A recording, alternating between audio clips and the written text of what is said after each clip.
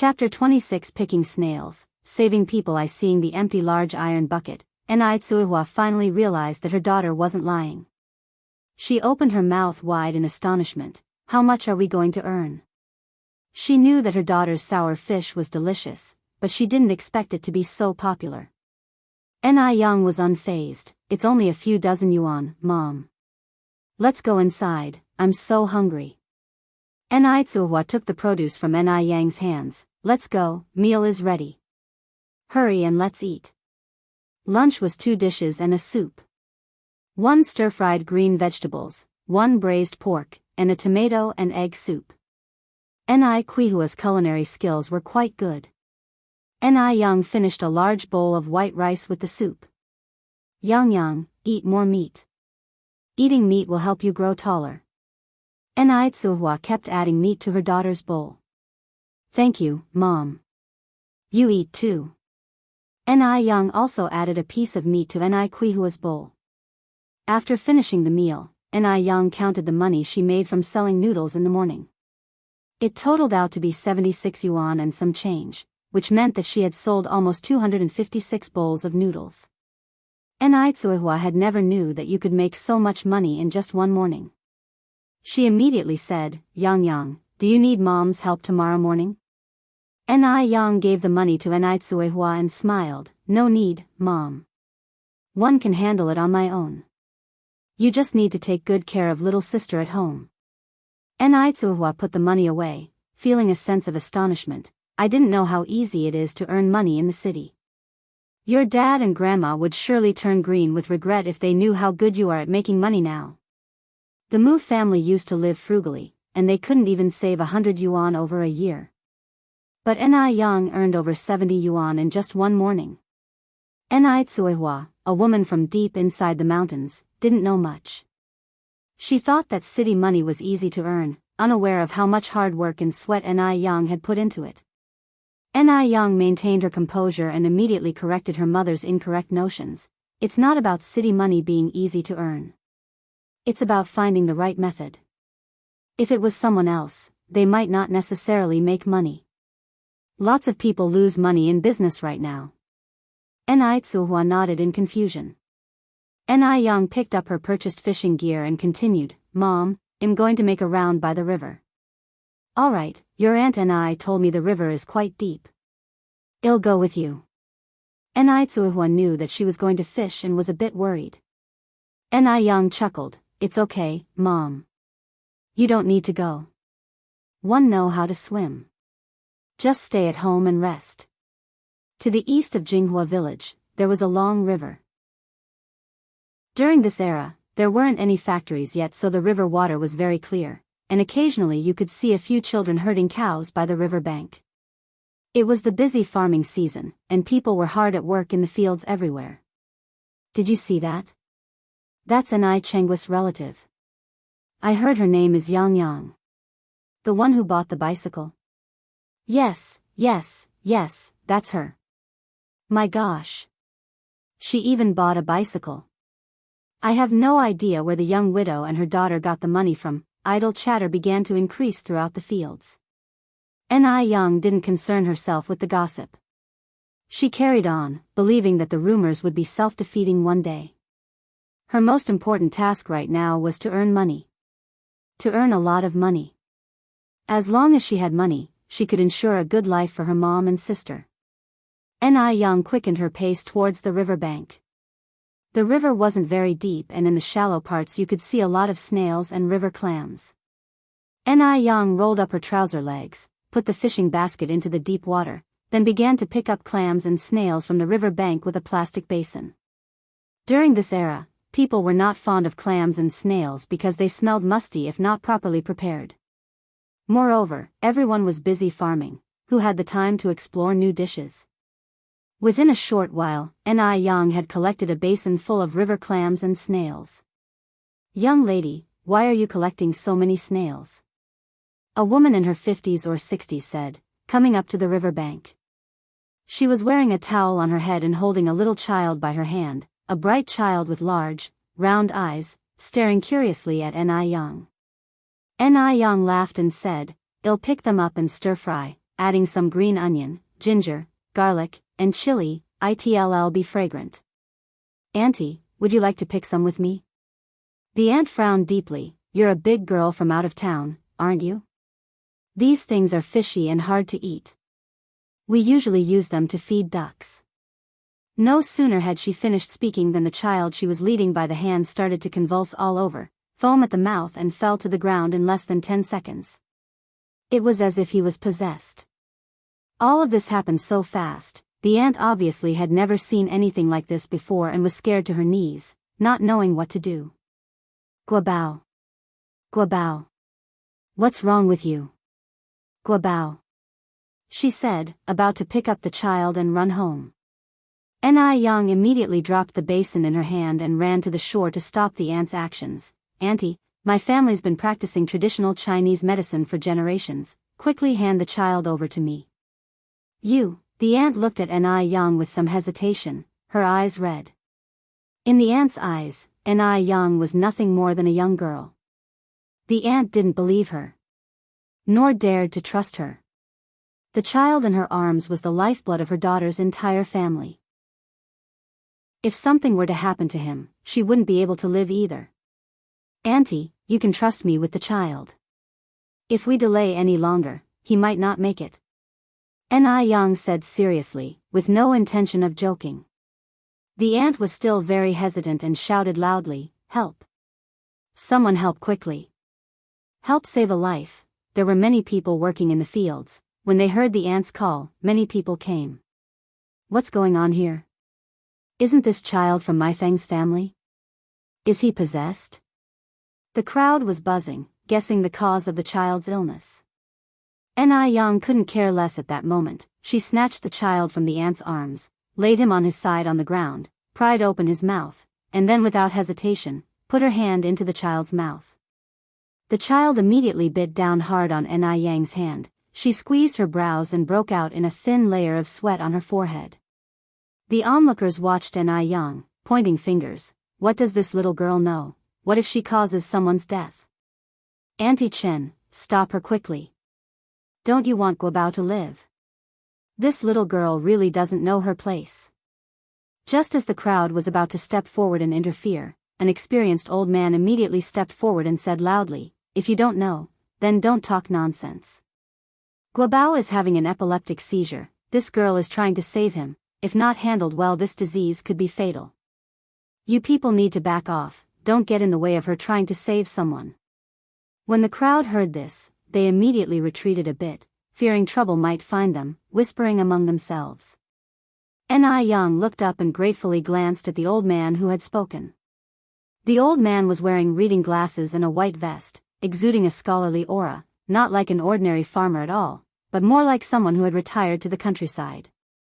The child was still convulsing non-stop, and the aunt started to cry in a low voice. "Guabao, you cannot let anything happen to you. What will I do if you are gone?"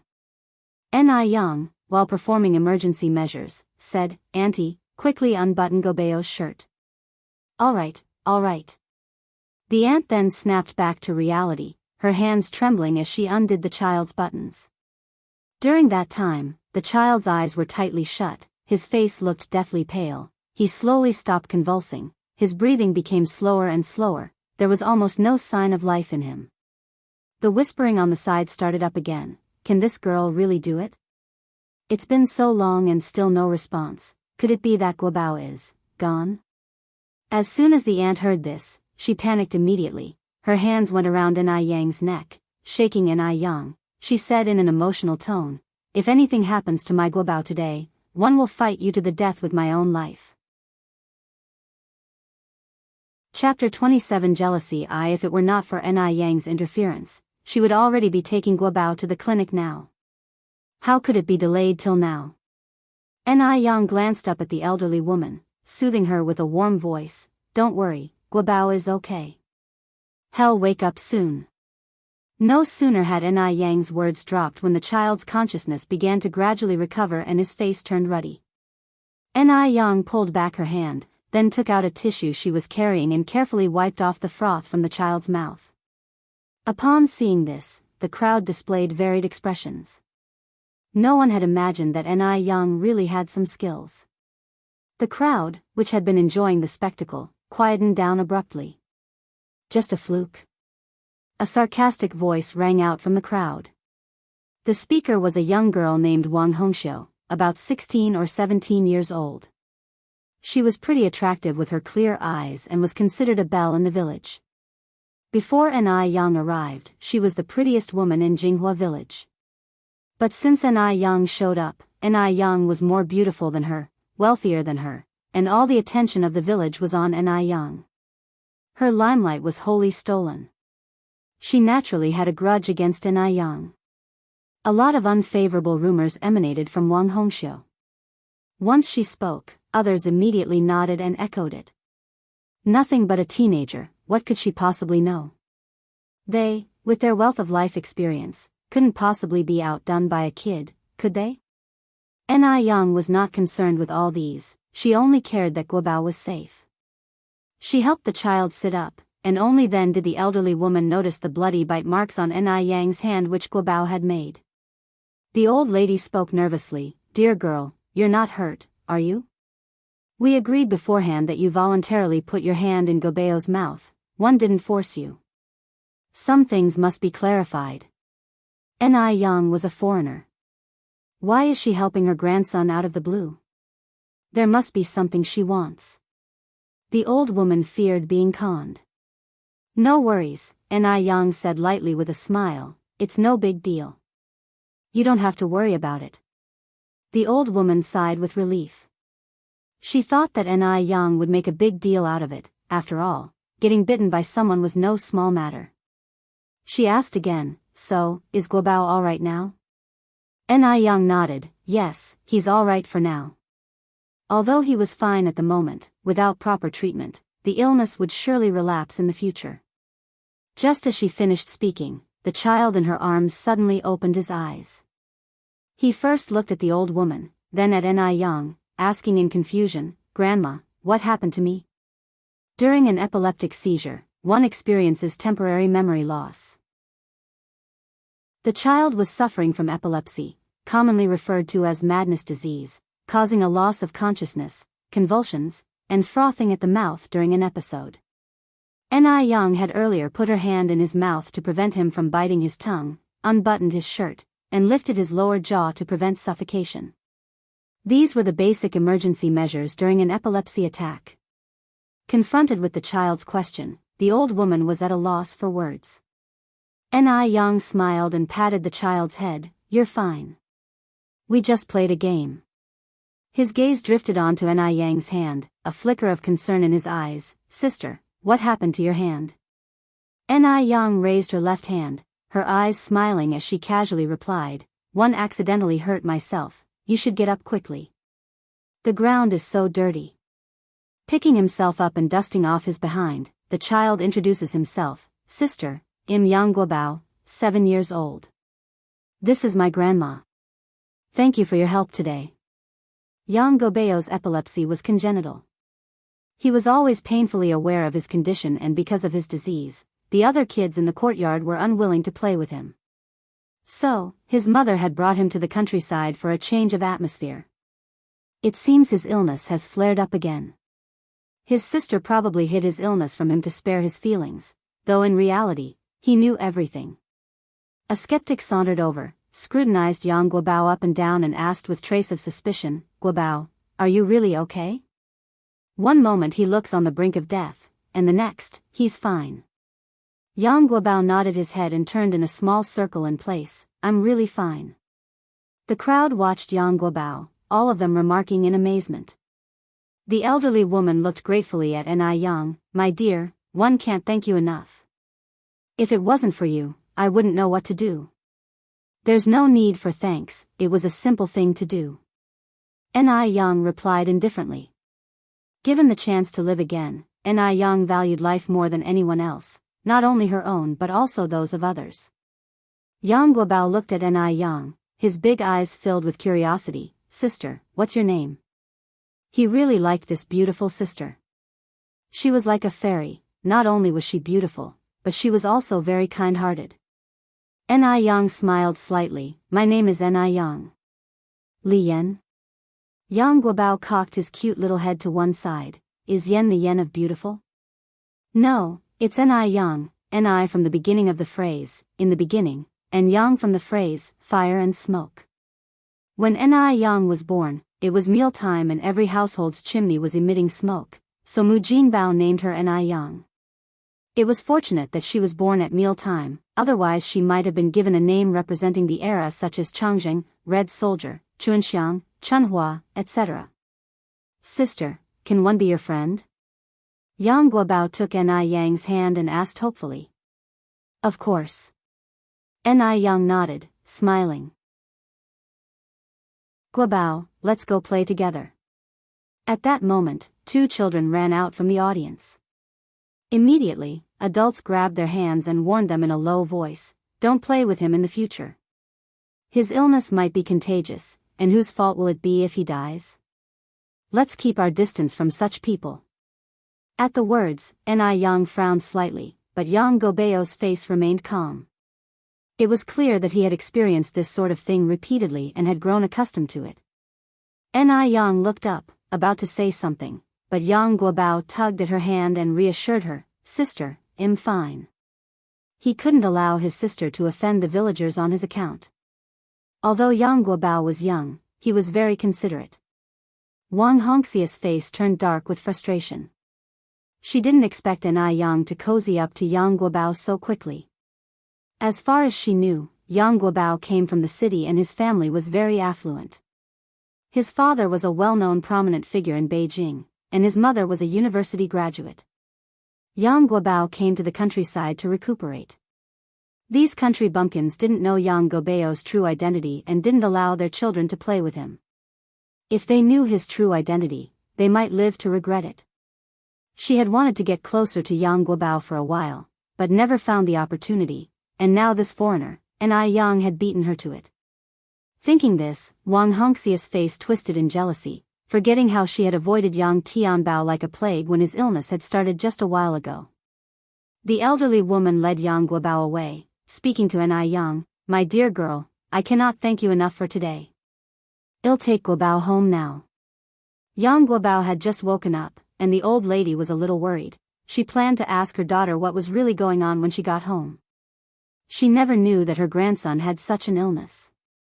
Ni Yang looked up slightly, All right, you can just call me Yang Yang from now on. By the way, I'll give you a prescription. Get the traditional Chinese medicine according to this prescription. Give it to Guobao for 3 months, and his condition can be completely cured. Chapter 28 Do not make friends with those with inscrutable intentions. 1 Ni Yang wanted to scribble a prescription for the old woman, but after patting her pocket, she realized that she didn't have any pen or paper. Suddenly, she remembered that she was no longer the same Ni Yang who always had a pen and a paper at hand. Ni Yang gave a faint smile and continued, Why don't you come to my house to get it, grandmother? I've just moved in over there. As the only outsider in Jinghua village, it wouldn't be difficult for anyone to find her. All right. The old woman quickly nodded. 111 Come later. Thank you so much, Yang Yang. Well, be going now. Guobao, say goodbye to your sister. Goodbye, sister. Yang Guobao waved to her. Goodbye. Ni Yang took her leave with a bright smile in her eyes. Once Yang Guobao left, the onlookers dispersed. However, when they looked at Ni Yang again, they had a distinctly different impression of her. After all, she remained calm and composed during a dangerous situation, even managing to save Yang Guobao. She did something that not many adults would be capable of doing. Consequently, Ni Yang had a new label in the hearts of the people.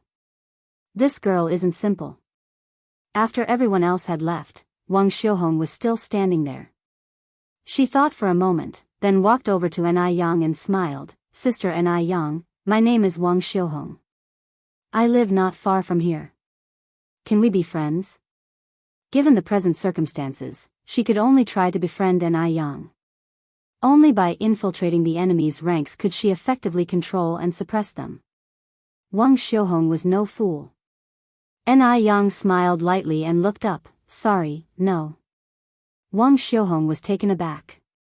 She hadn't expected An Yang to reject her outright. At that moment, her face darkened. She had taken the initiative to extend an olive branch, yet An Yang wasn't taking the hint. She must be from a small place. She lacks discernment. Why? Wang Xiuhong asked.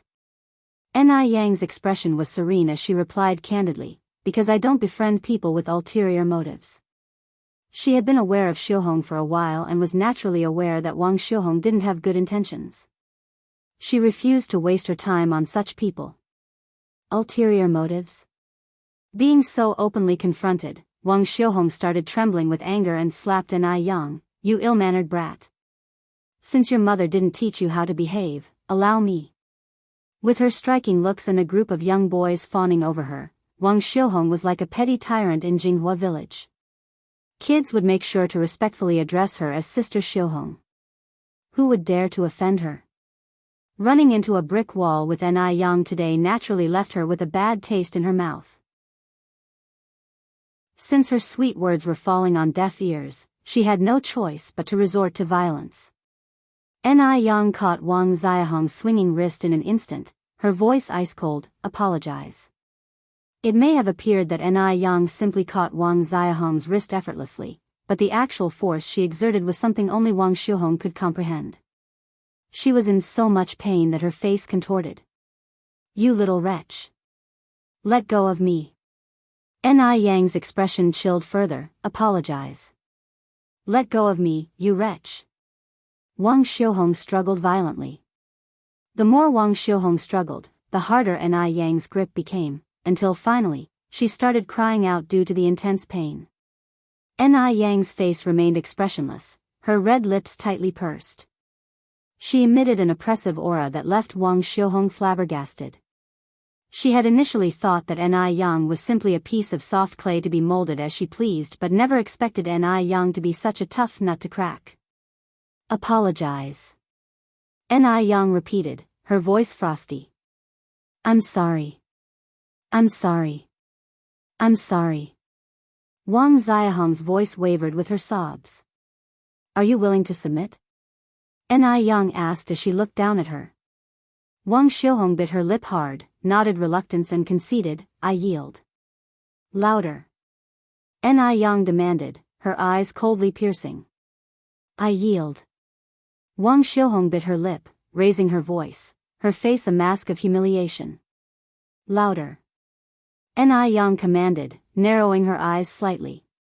Wang Xiuhong took a deep breath and shouted out loud, I yield. One yield. An Yang smiled contentedly, her eyes sparkling as if filled with stars. She never asked for trouble, but if trouble was forced upon her, she would never back down. If she didn't deal with Wang Xiuhong this time, Wang Xiuhong would doubt whether An Yang was as soft as she looked and could be easily preyed upon. No matter the era, the rules of survival remain the same. Survival of the fittest. The weaker you appear, the more audacious your enemies become. Those like Wang Xiuhong, they should be met with force. I've apologized already, now let me go, Wang Xiuhong pleaded, her eyes red and swollen. But An Yang had no intention of letting her go. Smiling, she asked, are you angry? Her face was calm and composed as she added, I love seeing you getting angry at me and unable to fight back. With that, she roughly let go, causing Wang Xiuhong to tumble back off balance. Stumbling, Wang Xiuhong fell onto the ground, an ominous look filling her downcast eyes. An Yang dusted off her hands, if you provoke me again, consider the consequences. As she spoke, she purposely snapped off a tree branch. Watching this, Wang Xiuhong broke out in cold sweat.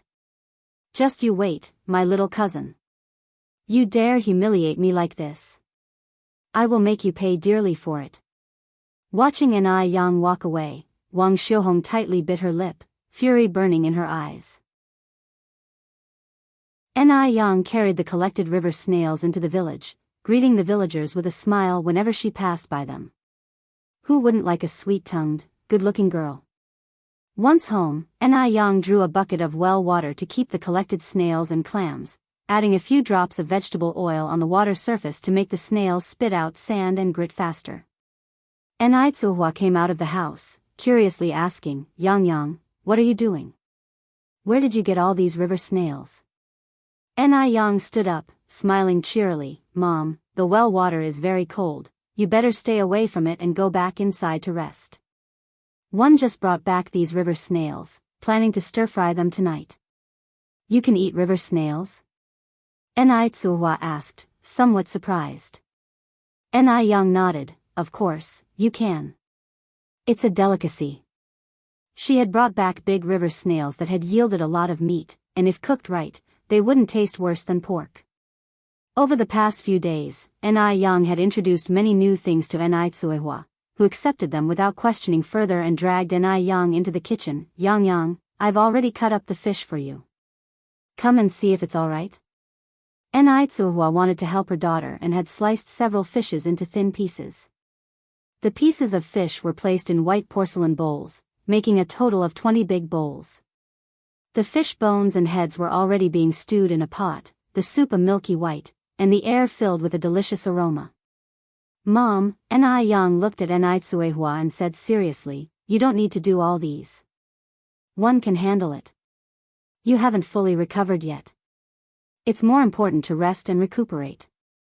It's fine, Enrich laughed it off, I'm not that delicate.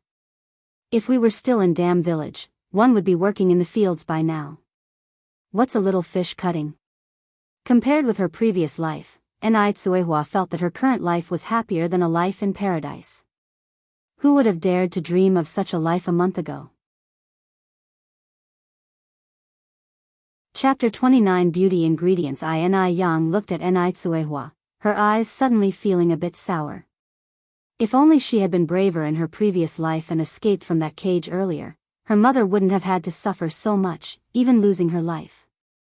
Regrettably, her awakening came too late. She also found her strength too late.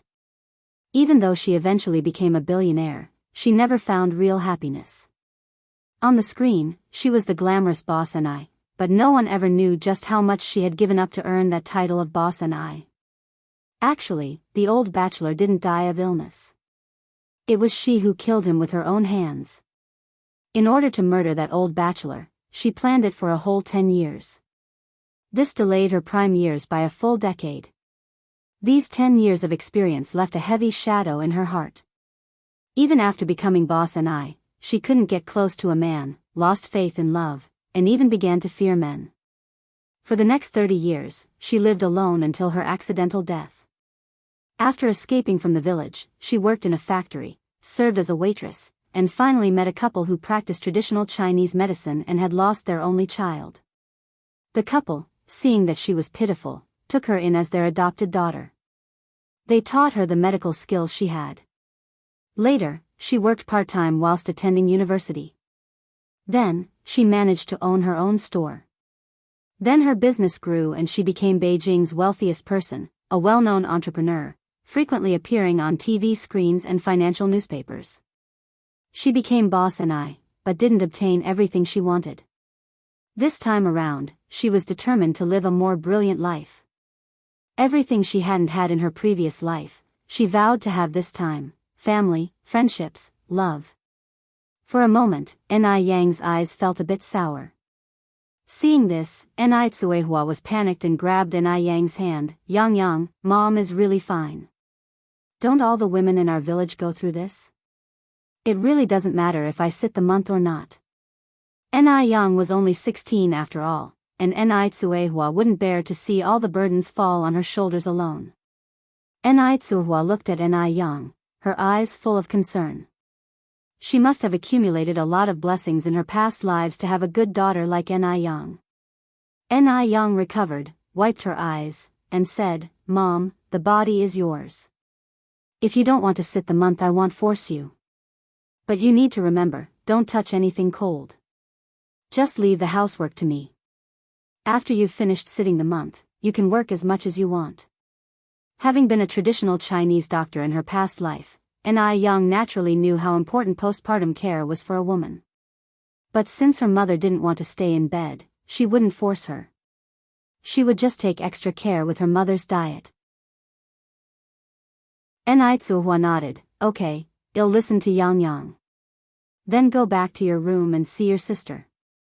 Yang pushed Enrich towards the house. There's not much work here, just leave it to me. Having no other choice, Enrich returned to her room. Yang started cooking pickled cabbage fish soup for tomorrow morning's breakfast in the kitchen. Today, Yang added pig's trotters to the fish soup, resulting in a white and richly flavored soup that was incredibly delicious. People in this era, due to their meager diets, loved fatty meat. No one bought bones, allowing Yang to purchase 10 kilograms of bones for only 3 yuan. After cooking the soup, Yang carried a plastic bucket to the river. It was already past 5 at this point. The sun was gradually setting. The golden sunset reflected on the river, like an exquisite natural oil painting. Even the clear water of the lake seemed lively, filled with texture. It seemed like a fairyland on earth. The remaining sun shone on the water. Half of the river was calm, half of the river was painted red. There were a few shirtless little boys playing and bathing by the river. A few water buffaloes were leisurely grazing near the river. Everything seemed exceptionally serene and harmonious, a kind of contentment that was lost in the later generations. Yang walked to the river, rolled up her trouser legs, took off her shoes, and headed in the direction where she had set her fish trap that morning. The little boys by the river were shy when they saw Yang step into the water, diving quickly and disappearing under the surface, transforming into agile fishes lurking beneath the water. Yang, carrying the fish trap upon returning, had a slight smile on her face. The trap was heavy with quite a few fish. On reaching the shore, Yang poured all the fish from the trap into a plastic bucket. The bucket was filled with fish of various kinds such as carp, crucian carp, mullet, grass carp, and many small river shrimps. This was a sight unseen in later generations. Only in this pure, unpolluted era could one find such an abundance of wild fish and shrimp. After pouring out all the fish, Yang put the trap back in its original place. A little boy who was swimming approached cautiously and asked, "Sister, is your name Yang?" "Yes," Yang replied with a smile. "What's your name?" The little boy tilted his head looking at Yang. "Sister Yang, you are really pretty, even prettier than Sister Xiaohong." Regardless of the era, beauty always commands attention. Yang finished placing the trap. "Thank you for your compliment, be careful when you swim alone." The little boy continued, "Sister Yang, my name is Li Changshou, but you can call me by my nickname, Gooden. I am not here alone. I came here with my brother Li Fugue, and one also have an older sister called Li Ronghua." "Gooden." Yang laughed without replying. Gooden continued, "However, my sister is not as pretty as you and she has a terrible temper, always ready to hit people. Only a real younger brother would dare to diss his sister this way." Yang laughingly said, "You're too young to judge people by their looks. Watch out your sister doesn't overhear you and give you a good beating." Hearing this, Gooden arrogantly raised his adorable little head. "Pfft, she wouldn't dare." Yang smiled faintly. "All right, one need to go home and cook now, one won't chat anymore, bye."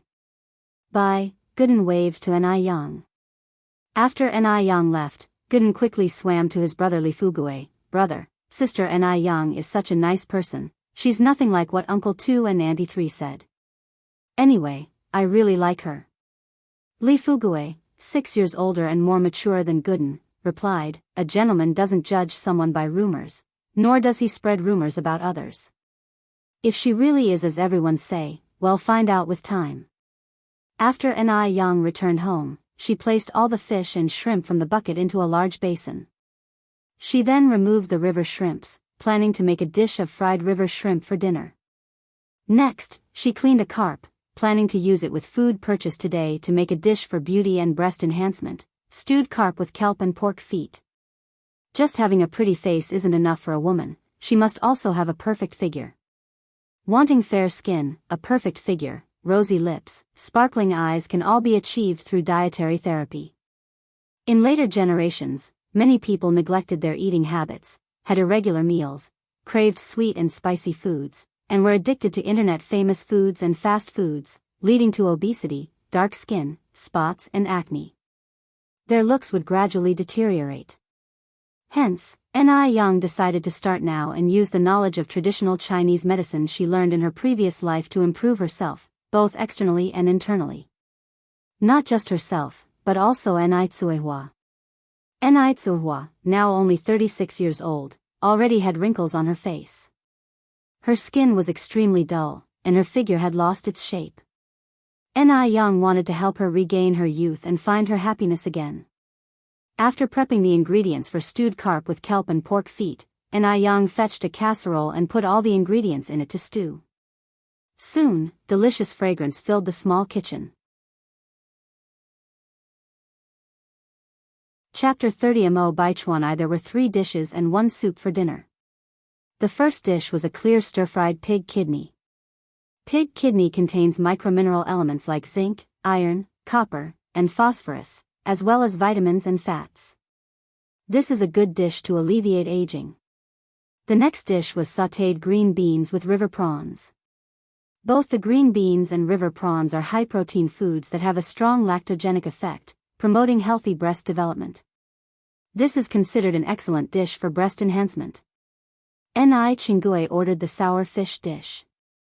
Aside from tasting good, sour fish had no other effects.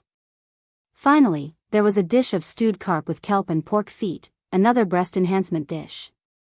The main dish was chive porridge. As recorded in Compendium of Materia Medica, chive's porridge warms up the center and the lower body. Daytime Compendium of Materia Medica states, it helps stop diarrhea and bleeding, warms the waist and knees, eliminates cold obstructions in heart and chest, painful menstruation and abdominal pain. Therefore, chive porridge has the effect of driving away cold and warming the womb, which is extremely beneficial for women, especially for those like Ni Tsuehua who are in confinement. Ordinary people who consume it also benefit from its beautifying and rejuvenating effects. Women are always more beautiful when they are warm. As soon as Ni Yang served the dishes, Ni Chingue walked in with a bag. Good timing. Yang, can we start dinner yet? Where's your mom? Ni Yang replied with a smile, Aunt Ni is back. My mom is putting my sister to sleep. If you are hungry, feel free to start first. Ni Chingue put his bag aside. I'll wash my hands first. Let's start the meal together when your mom is here. Ni Chingue wasn't the type to be impolite. Meanwhile, at the base. Sitting in his office, Mo Baichuan rubbed his temples tiredly after a long day of work. Remembering something, he picked up the telephone on the desk, dialed a number. A moment later, the call was connected. Hello, Aunt Wu, it's me. Perhaps due to not speaking for a while, his voice sounded deep and husky, filled with magnetism. On the other end of the line, Aunt Wu quickly handed the phone to an elderly woman with white hair. Hello, Xiao Chuan. My dear boy, when will you come back to visit your grandma? The elderly woman's face lit up with a loving smile, her speech sweetly childlike. Grandma, I'll come to see you as soon as one finish my work. His expression softened somewhat. How are you and Grandpa doing? We're good, we're all good, you don't have to worry about us, replied Grandma quickly. And Xiao Dai, asked Baichuan, how is Xiao Dai doing recently? At his words, Grandma's face dimmed slightly. She's still the same, Baichuan rubbed at his forehead, his face a mask of worry. His tone remained steady however, comforting, Grandma, don't worry about Xiao Dai. Good people have a way of pulling through. Our medical technology is very advanced now. If worst comes to worst, we can go to the USA or the UK. Xiao Dai will surely get better one day. Grandma responded, a few days ago, one heard from your Uncle Li that there is a renowned doctor in Jiangnan who is a descendant of Hua Tuo and is skilled in treating complex diseases. Grandpa has already sent for him, hoping he can cure Xiao Dai's illness. If he's as good as they say he is, I'm sure he'll definitely be able to cure Xiao Dai, Baichuan replied. Grandma, has any stranger visited our house lately? Possibly carrying a watch of mine? No, replied Grandma, frowning slightly. I've been at home all these days and haven't seen any strangers. Did you lose your watch? No? Are you sure?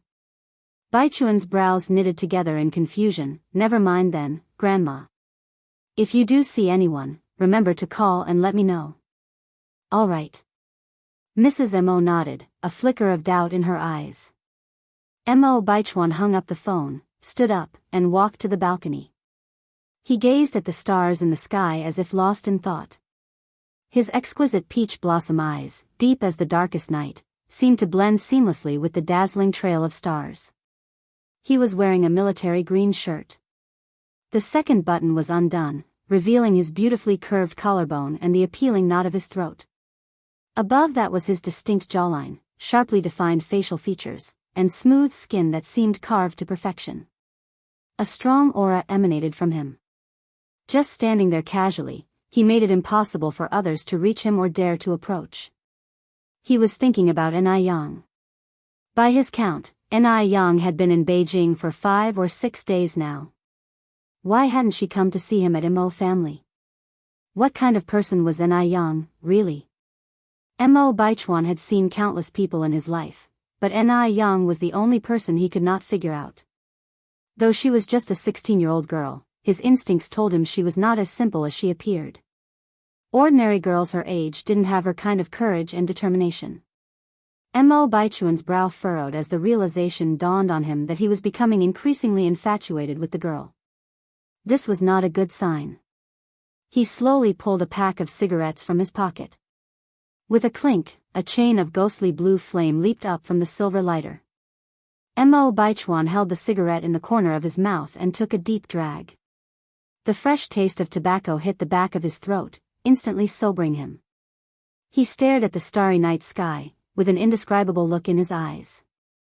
In between inhaling and exhaling smoke, he had a sexy charm about him. No matter where such a man went, he would always be the center of attention. Li Xianxian was coming from afar.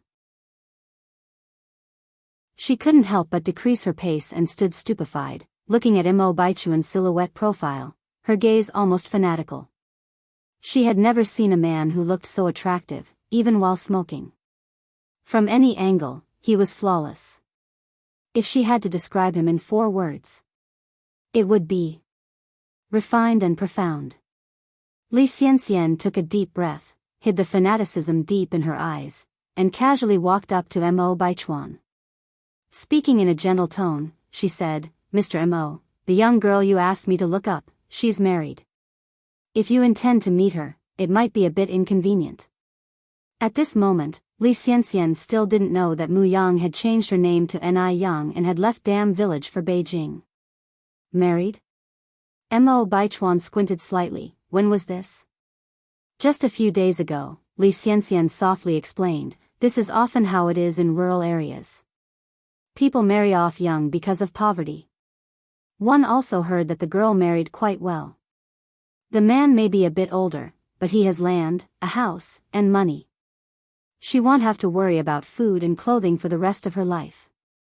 This statement implied that Ni Yang had not married a man, but had married money.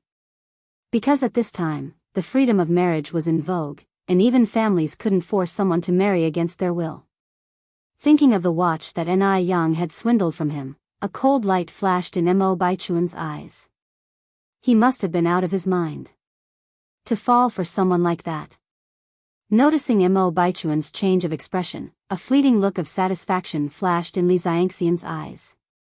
"Mr. Mo, even though it's summer, the nights can still be chilly. You should go inside and rest," Li Xianxian continued to say. Mo Baichuan flicked away the ash from his cigarette, his thin lips parted to issue a dismissal. "You may go first." Li Xianxian remained where she stood, understandingly said, "Mr. Mo, one noticed there are some clothes in your room that need washing. I have some laundry to do too, so I'll take them and wash them with mine." Despite the interrogative nature of her phrasing, she spoke in a declarative tone. Chapter 31 Rare Disease I This era wasn't as liberal as the ones to come. However, for a woman to spontaneously offer to wash a man's clothing, the innuendo is evident. Moreover, Mo Baichuan was known for his aloof demeanor. Though, the popular phrase, aloof, wasn't prevalent yet in that time. Most would describe a man like Mo Baichuan as solitary and proud. Mo Baichuan always kept to himself, never letting any woman get too close, yet Li Xianxian felt she was an exception. Being the only female assistant by Mo Baichuan's side, she was the object of envy amongst all employees. Besides, she has a lot to be proud of. She was young, beautiful, intelligent, knew how to watch her step and when to advance or retreat. She stood out from the crowd. And she was personally chosen by the Mo family. Although they never explicitly said so, Li Xianxian saw herself as the future matriarch of the Mo family, and the prospective wife of Mo Baichuan. Furthermore, she was confident that Mo Baichuan held affections for her as well. It was just that societal norms made it unseemly for him to express his feelings. Since Mo Baichuan was too shy to voice his feelings, she felt she had to make the first move. Frowning coolly, Mo Baichuan declined, "No need, you may return." He was only 26, still in his prime. But his family was in a hurry, fearing that he'd end up as a bachelor. Li Xianxian was foisted upon him by his father and grandfather under the guise of work. Outside of work, he never gave Li Xianxian any inappropriate signals. The perfect partner in his mind didn't have to be the prettiest but certainly had to be the one he loved. This brought to mind the word love. The face that emerged in his mind was distinctively fun yet gorgeous. Such a young girl already possessed qualities that could make men lose their senses. Unfortunately, she was already taken by an unknown older man. Reflecting on this, Mo Baichuan quickly shook himself out of his reverie. What was he doing, thinking of that young girl out of the blue? Upon hearing his words, instead of leaving, Li Xianxian moved a step closer to Mo Baichuan, her face slightly red, her voice flirtatious. "There's no need to be embarrassed, Mr. Mo. It's my job to." Mo Baichuan's face chilled even further and he took a step back. "Mississippi Li Xianxian, please respect yourself." "Mr. Mo," Li Xianxian drew out her words, attempting to pull on Mo Baichuan's sleeve. But Mo Baichuan didn't give her a chance. He quickly pulled away his arm, sternly warning, "Li Xianxian, always remember your position. Should you overstep any boundaries, report to the logistics department tomorrow." Li Xianxian was recommended by his father and grandfather. If he sent her to logistics, it would be a slap to their faces, questioning their ability to judge character. Thus, Mo Baichuan couldn't make such a move yet. Upon hearing this, Li Xianxian looked at him in disbelief. How can this be? She thought she had seen a hint of disgust in Mo Baichuan's eyes. Mo Baichuan clearly liked her too. Could it be her imagination? However, this was the office after all, a very serious place.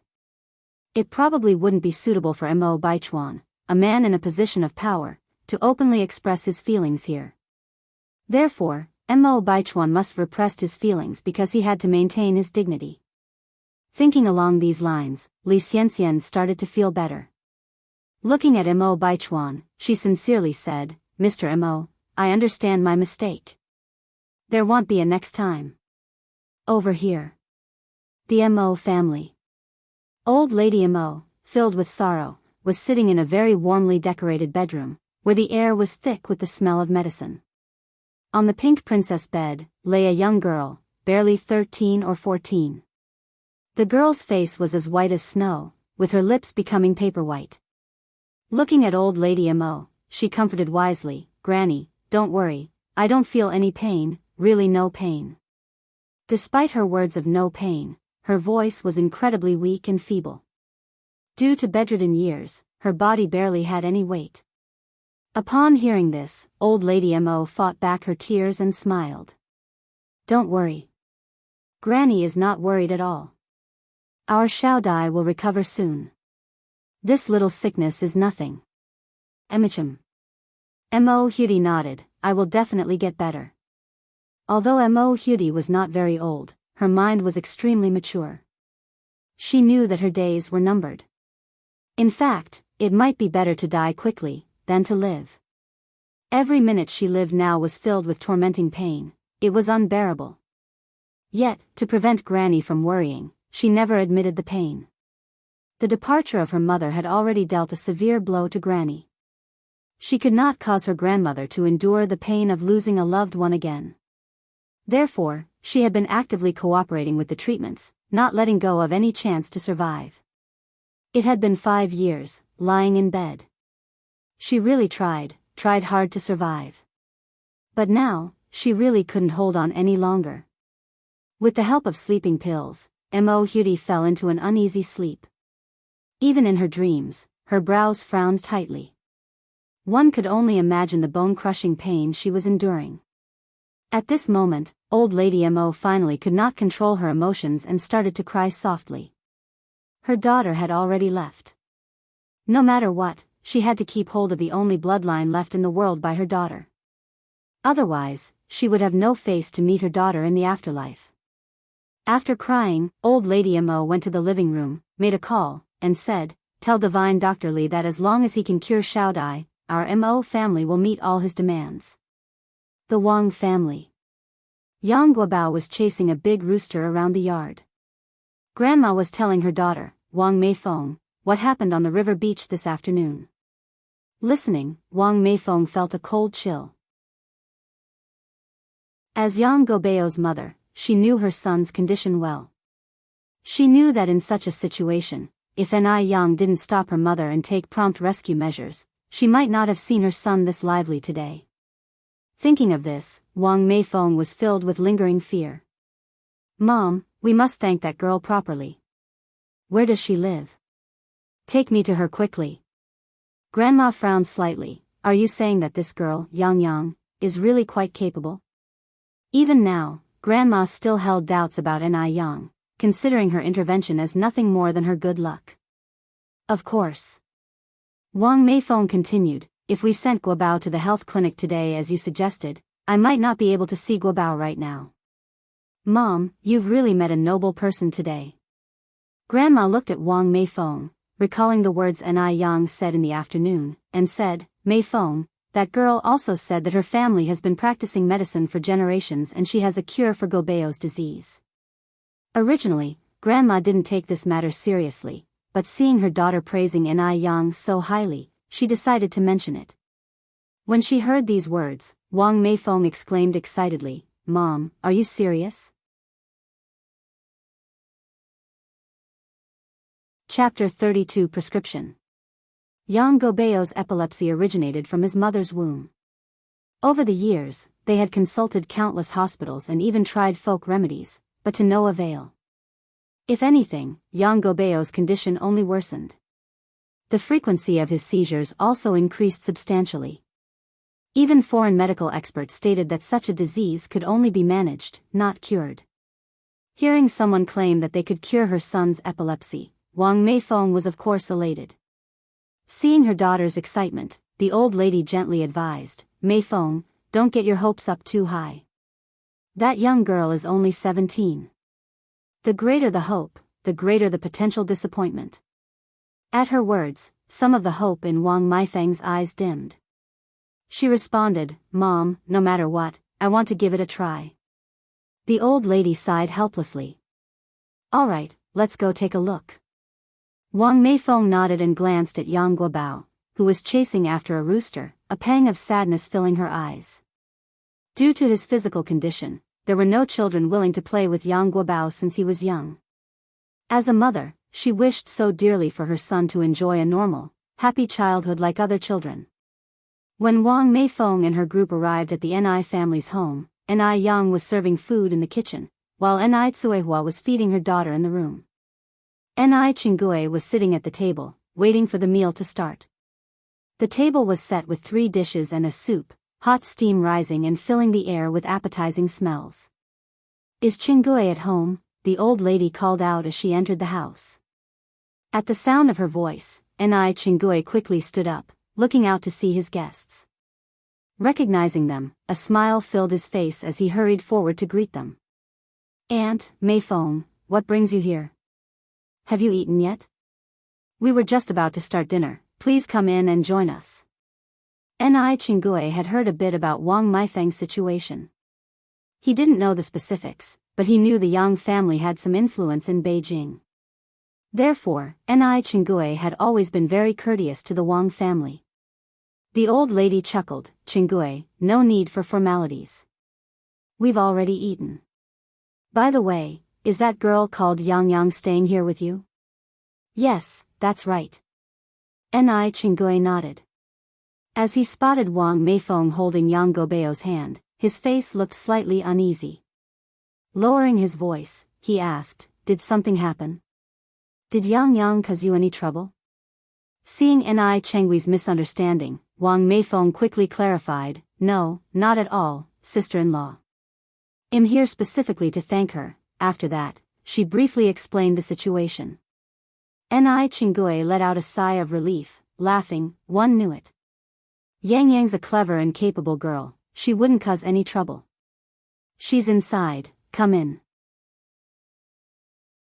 Finishing his sentence, Ni Chinggui leaned in and asked in a lower voice, really though, is Yang Yang that amazing? Having lived with Ni Yang for so long, Ni Chinggui knew that she was no ordinary girl. However, he was clueless that she could also treat illnesses. Yes, she is. Wang Meifeng nodded, holding Yang Gobeo's hand as she followed Ni Chinggui into the house. As they entered, Ni Yang was just bringing out 3 bowls of rice. Upon spotting Ni Yang, Yang Guobao immediately ran over, smiling, sister. Guobao. Ni Yang calmly put the bowls on the table, then squatted down to pat Yang Gobeo's cute little head, smiling gently. Did you have dinner yet? Yes. Yang Guobao nodded, pointing at Wang Meifeng and introducing, sister, this is my mom. Wang Meifeng approached Ni Yang, smiling gently, young comrade, hello. 1 a.m. Gobeo's mother. Thank you for what you did this afternoon. Her words fell, then she respectfully bowed deeply. Ni Yang quickly reached out to support Wang Meifeng. Auntie, you're being too kind. It's the duty of a doctor to save lives and heal the wounded. As long as Guobao is okay, that's all that matters. At her words, Wang Meifeng looked into Ni Yang's eyes with added admiration and surprise. What was surprising was that Ni Yang, despite her young age, had a character that was as clear as jade, calm and composed. She was beautiful as well, her eyes and eyebrows had the quality of fine artwork, and her every smile and frown was like a scenic view, even surpassing the female teachers at school in terms of demeanor. What she admired was that Ni Yang did not act arrogantly simply because she saved someone's life. She was very indifferent as if she wasn't the one who saved the life. Wang Meifeng, who has seen countless people, could tell that Ni Yang wasn't putting on an act. No matter what, we must thank you properly. Wang Meifeng motioned to Yang Guobao, Guobao, hurry and thank your sister. Most people would avoid Yang Guobao as soon as they saw him convulsing, fearing that they could get involved. But Ni Yang was the only one who not only did not avoid him, but also saved him. Thank you, sister, Yang Guobao bowed slightly. Ni Yang's eyes curved, and she reached out to touch Yang Gobeo's head. Guobao, wait here for a moment. One need to talk to Auntie outside, okay? Okay, Yang Guobao obediently nodded. Auntie, Ni Yang looked up at Wang Meifeng. Wang Meifeng immediately understood and followed Ni Yang's footsteps. Outside, the sky had darkened, with frog calls and insect choruses filling the air, the stars scattered across the sky, and the fragrance of anemone flowers carried in with the breeze, creating a serene ambience. A few elderly people sit under the camphor tree, holding palm leaf fans and chatting while enjoying the cool breeze. The young children sat on small stools, listening attentively to the old people's tales of the past. This scene does not exist in the future world, where towering skyscrapers separate people from each other. Even neighbors who live next door might not speak to each other despite living in such close proximity for more than a decade, they might even be strangers. The saying, better a close neighbor than a distant cousin, is also gradually becoming obsolete. Ni Yang brushed her frontal hair away and looked at Wang Meifeng standing opposite her. Auntie, since you came here, it means that you believe in me. As she spoke, and Ai Yang handed the piece of white paper in her hand to Wang Meifeng before continuing. This is the anti-epilepsy prescription handed down by my ancestors. Follow the instructions on this prescription. Simmer the herbs on low heat for 3 hours, reduce the mixture from 3 bowls to 1 bowl, and take this consecutively for 3 months. Gobeo's epilepsy will be cured. From the viewpoint of traditional medicine, there is no possibility to completely cure epilepsy. But Ai Yang was different. After all, she was back from the 21st century. In her previous life, she may have been a businesswoman, but she had also devoted half her life to studying medicine. Epilepsy was not a difficult and complicated disease in her eyes. It could be cured. Wang Meifeng took the prescription with both hands, gratefully saying, "Young comrade, thank you, thank you." At this moment, Wang Meifeng was so moved that she didn't know what else to say. Although she did not know if this prescription would be effective for her son's illness. But at least, Ai Yang had given her a glimmer of hope. As long as there was even a slightest chance, she would not give up. All the doctors could only shake their heads helplessly when faced with Yang Gobeo's illness. Only Ai Yang claimed that it could be cured. "Don't thank me yet," Ai Yang smiled slightly before continuing. "Wait until Guobao is cured, then it won't be too late to bring him to thank me. But you must accept this money." Wang Meifeng stuffed the prepared money into Ai Yang's hand. She was in a hurry and hadn't brought any gifts. Moreover, in this era, there was nothing more practical than giving money as a.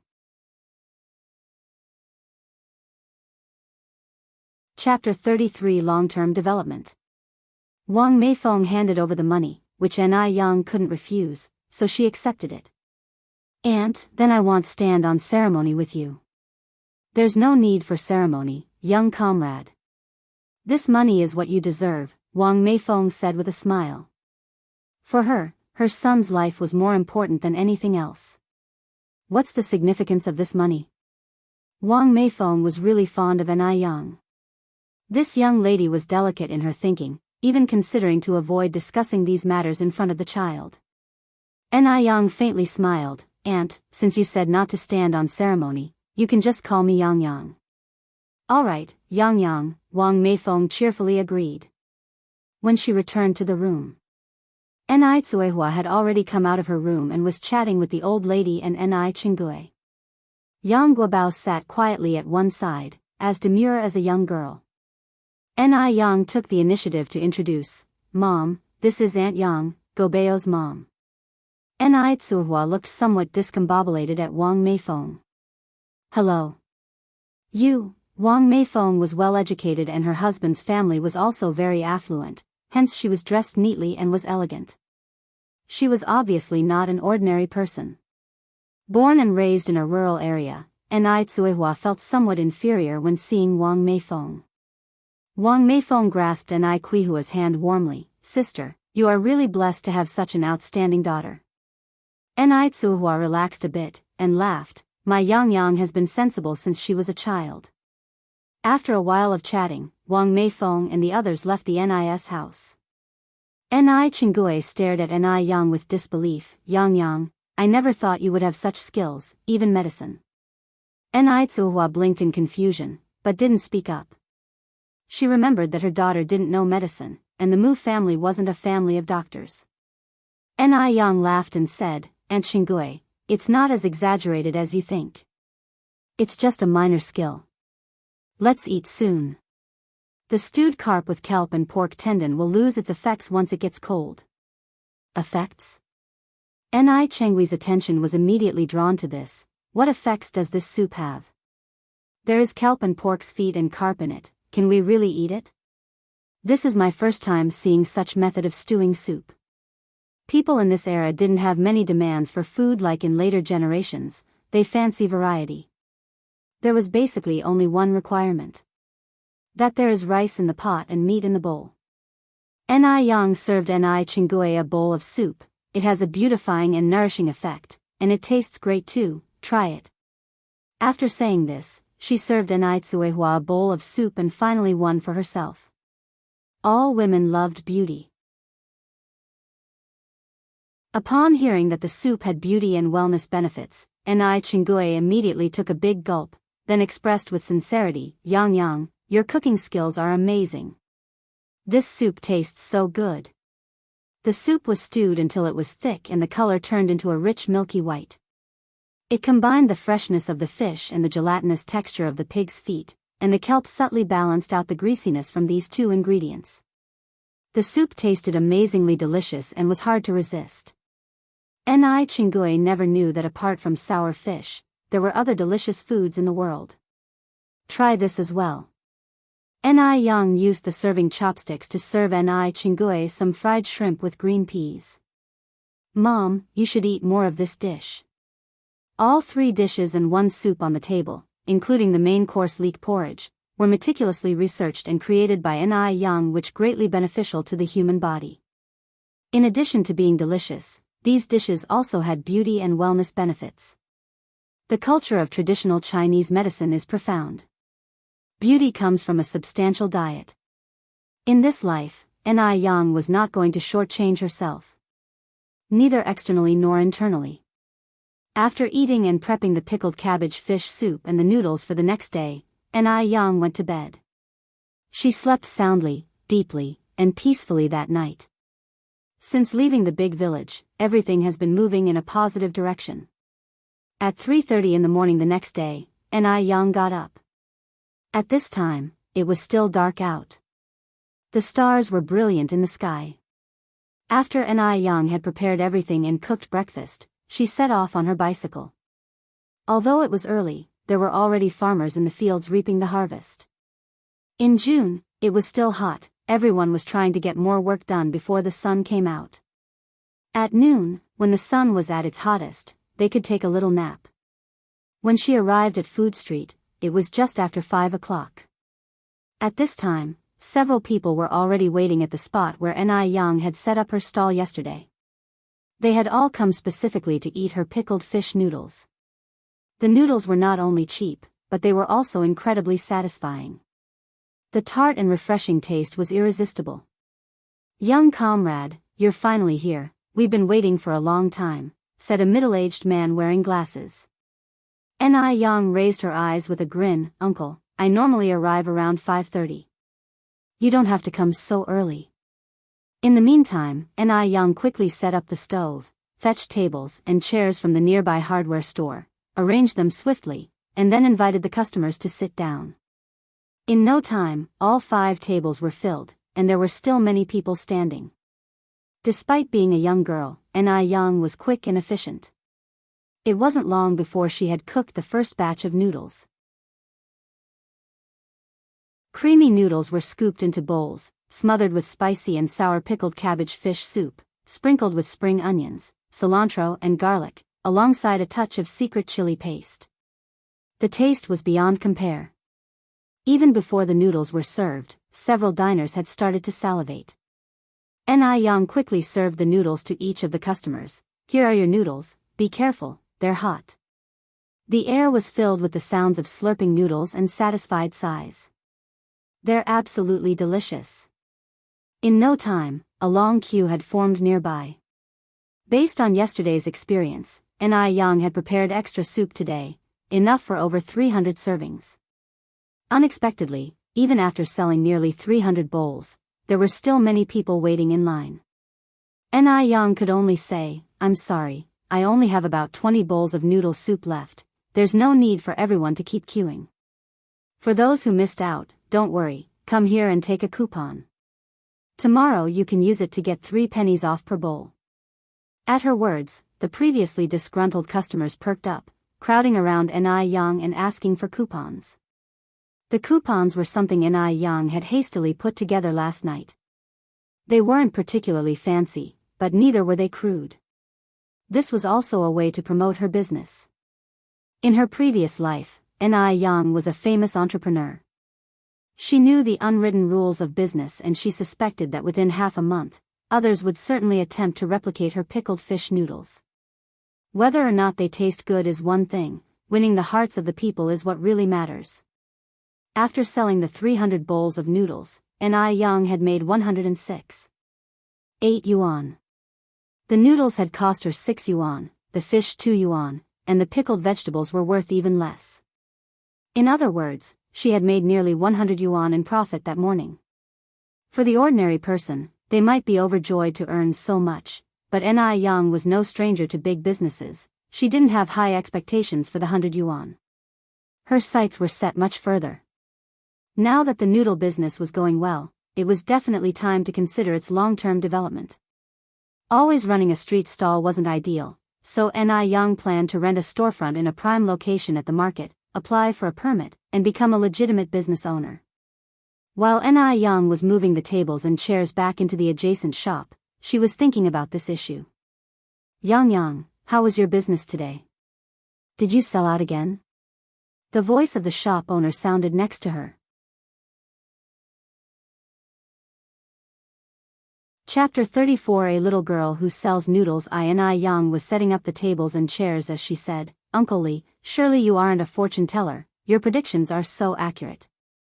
The shop owner thought Ni Young was bluffing again, and replied, Yang, there's no need for a girl to work so hard, you know. One advise you once again, read more books. Before the shop owner finished his sentence, a scholarly-looking young man walked out from inside the store, saying, "Dad, have you seen the new pen I just bought?" Only after he finished speaking, the young man noticed Ni Young, arranging the chairs and tables. Ni Young was facing away from him, and all he could see was her delicate silhouette. There were many customers coming and going every day, and the young man didn't pay any special attention to Ni Young. However, after hearing his father's words, he felt a bit curious about this girl. She didn't seem very old. Had she already dropped out of school? As his father said, what future could there be without education? Your new pen? The shop owner frowned slightly. Let me go and find it for you. The son was 19 years old. His name was Li Wei. He is currently in his senior year of high school. His grades are excellent. He is a leader in his class, handsome, doesn't give his parents any cause for worry. Therefore, the shop owner dotes on his son and caters to his every need. At this moment, Ni Young had finished arranging the chairs and tables. She smiled and looked back saying, Uncle Li, I've arranged the tables, I'll go back now. Her pair of clear peach blossom-like eyes collided with the young man's gaze. In that instant, ripples stirred his heart. Li Wei didn't expect that the ordinary dressed girl in front of him would in fact have such an astounding beauty. She was truly a beauty that could overturn a nation. He had never seen someone so beautiful. Beauty is admired no matter what era it exists in. As Li Wei gazed at her, he was in a stunned silence for a moment before he managed to regain his composure. By this time, Ni Young had already ridden away on her bicycle. Dad, who was that just now? The young man walked into the house and asked. The shop owner, Li Dongliang, while busy searching for his beloved son's pen, responded casually, Oh, she's just a little girl who sells noodles. I believe her name is Ni Young. The little girl is young, but quite vain.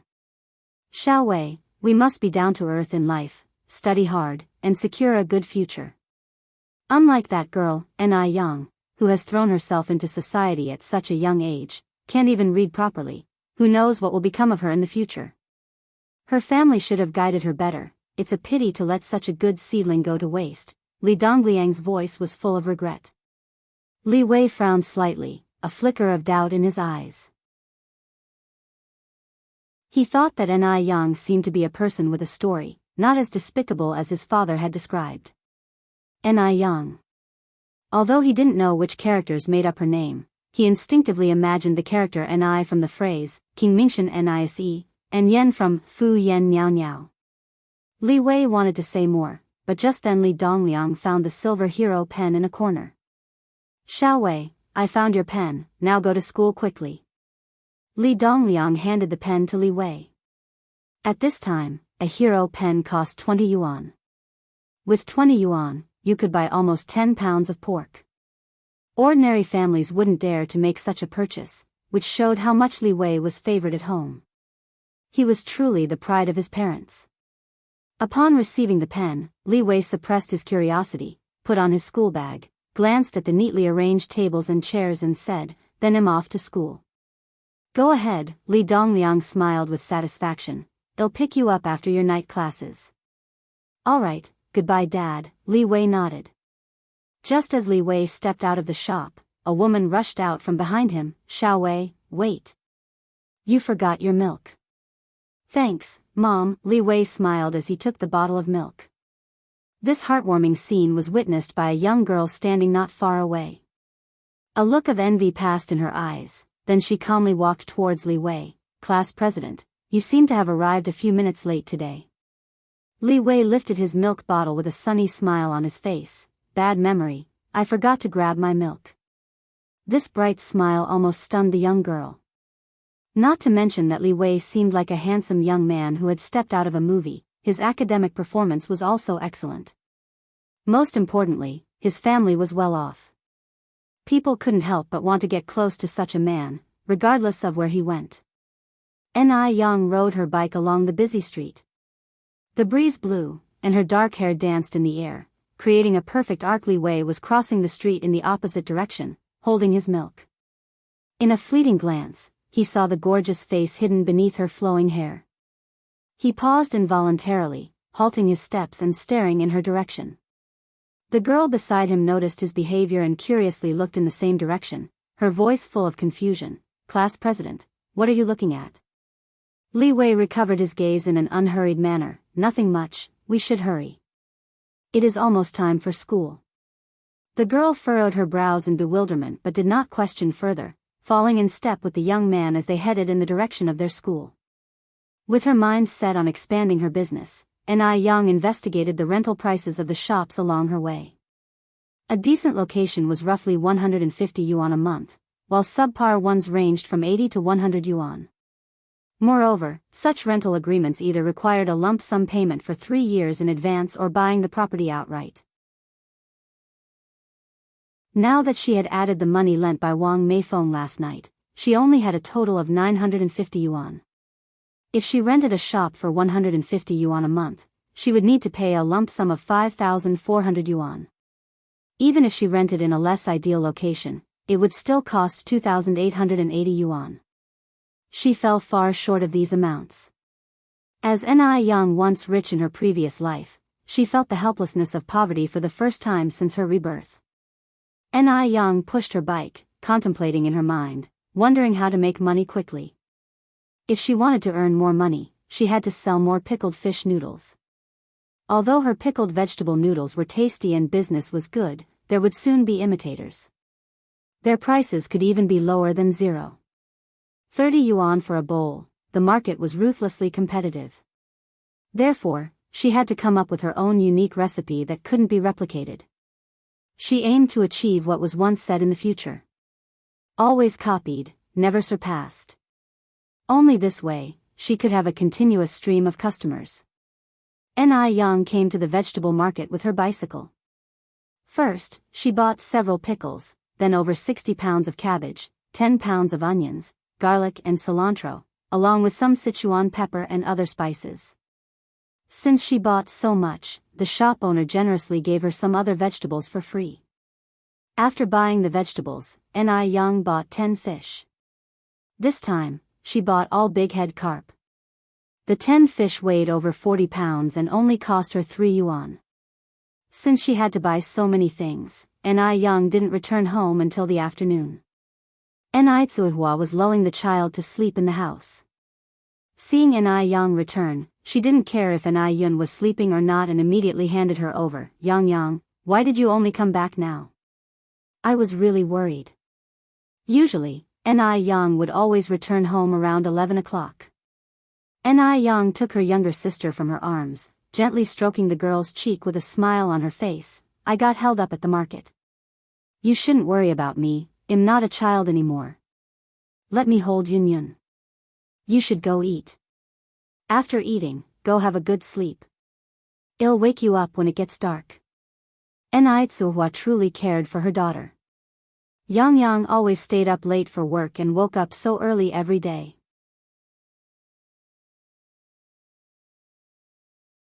Chapter 35. Who gave you this recipe? 1. This ordinary child, at her age, would still be naive in an ordinary family.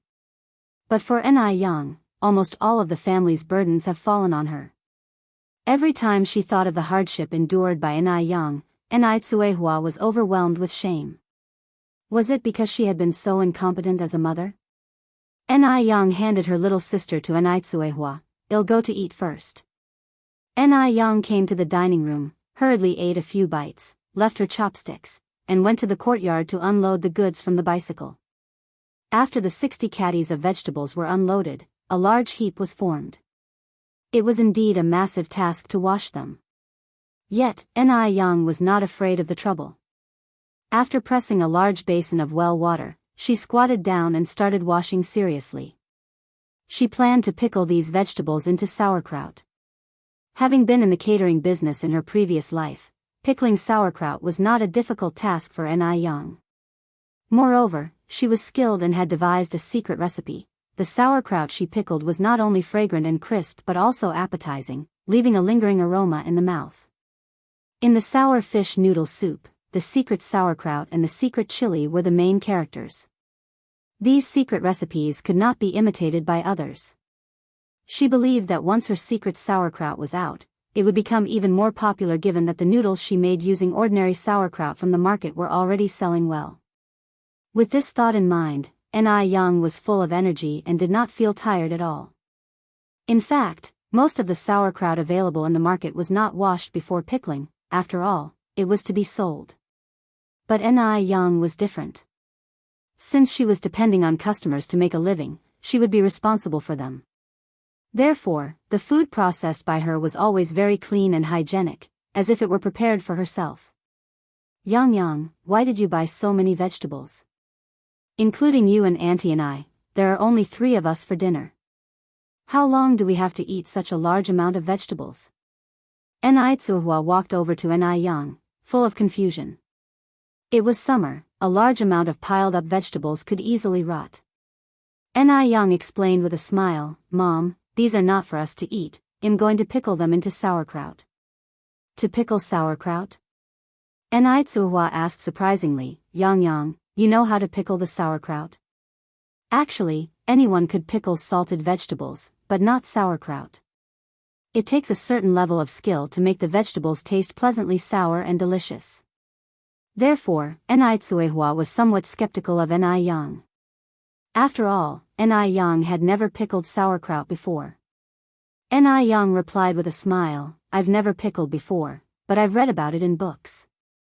It's actually not that difficult." The sauerkraut from the market is expensive, costing 1 cent for a caddy, while the fresh vegetables one bought cost 1 cent for 5 caddies. So one thought about giving it a try to save some money.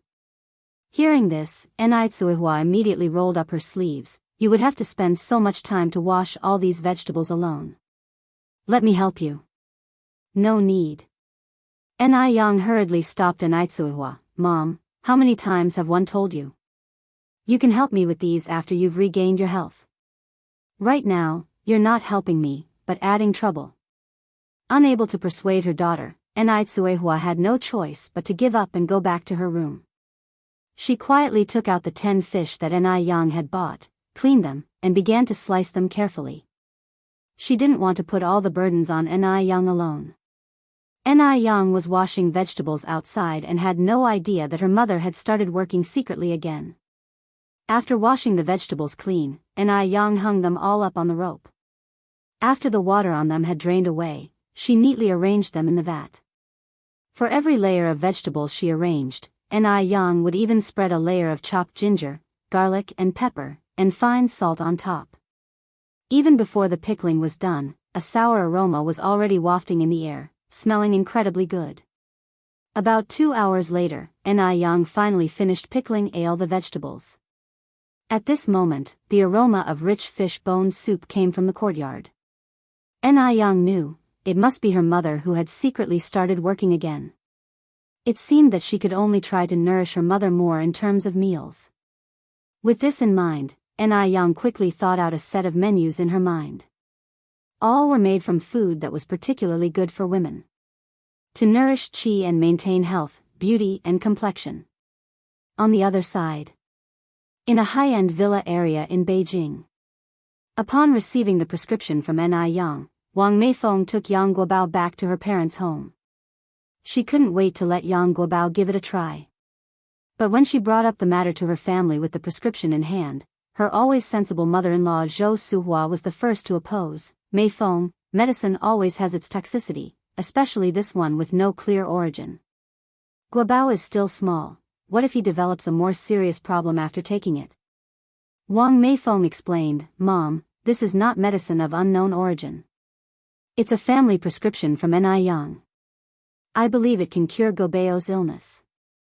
Zhou Suhua narrowed her brows slightly. Then let me ask you, how old is Ni Yang you mentioned this year? Does she have a medical license? The expression on Wang Meifeng's face darkened. Although Ni Yang is young and doesn't have a medical license, she has indeed saved Guobao. Without her, Guobao might have already. The rest of her sentence was left unsaid. Zhou Suhua sighed and continued, I'm not denying that the girl called Ni Yang may have saved Guobao, but that doesn't necessarily mean she has the ability to heal. Maybe it was a happy accident? Or she had experienced something similar in the past. Anyway, we cannot let Guobao take this unknown medicine, unless you, as his mother, wish for Guobao to end up like Yudi. Zhou Suhua is Yang Guobao's biological grandmother.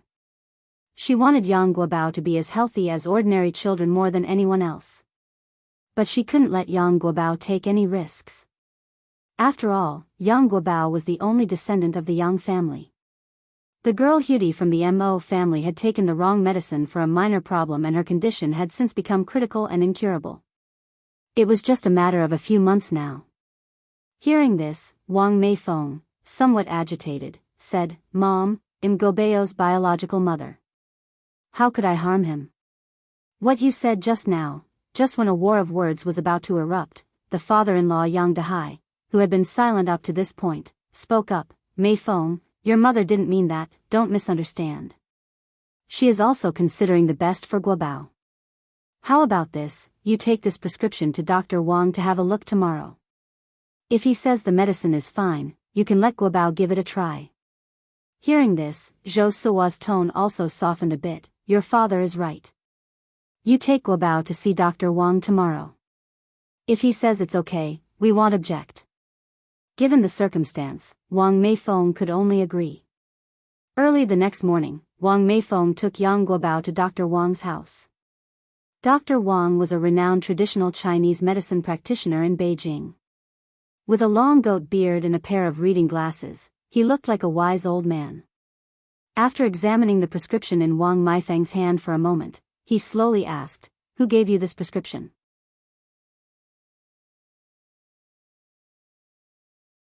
Chapter 36 Just a swindler from the picaresque worldie. Upon seeing Dr. Wang's inquiry, Wang Meifeng immediately asked nervously, Can this prescription really cure Guobao's disease?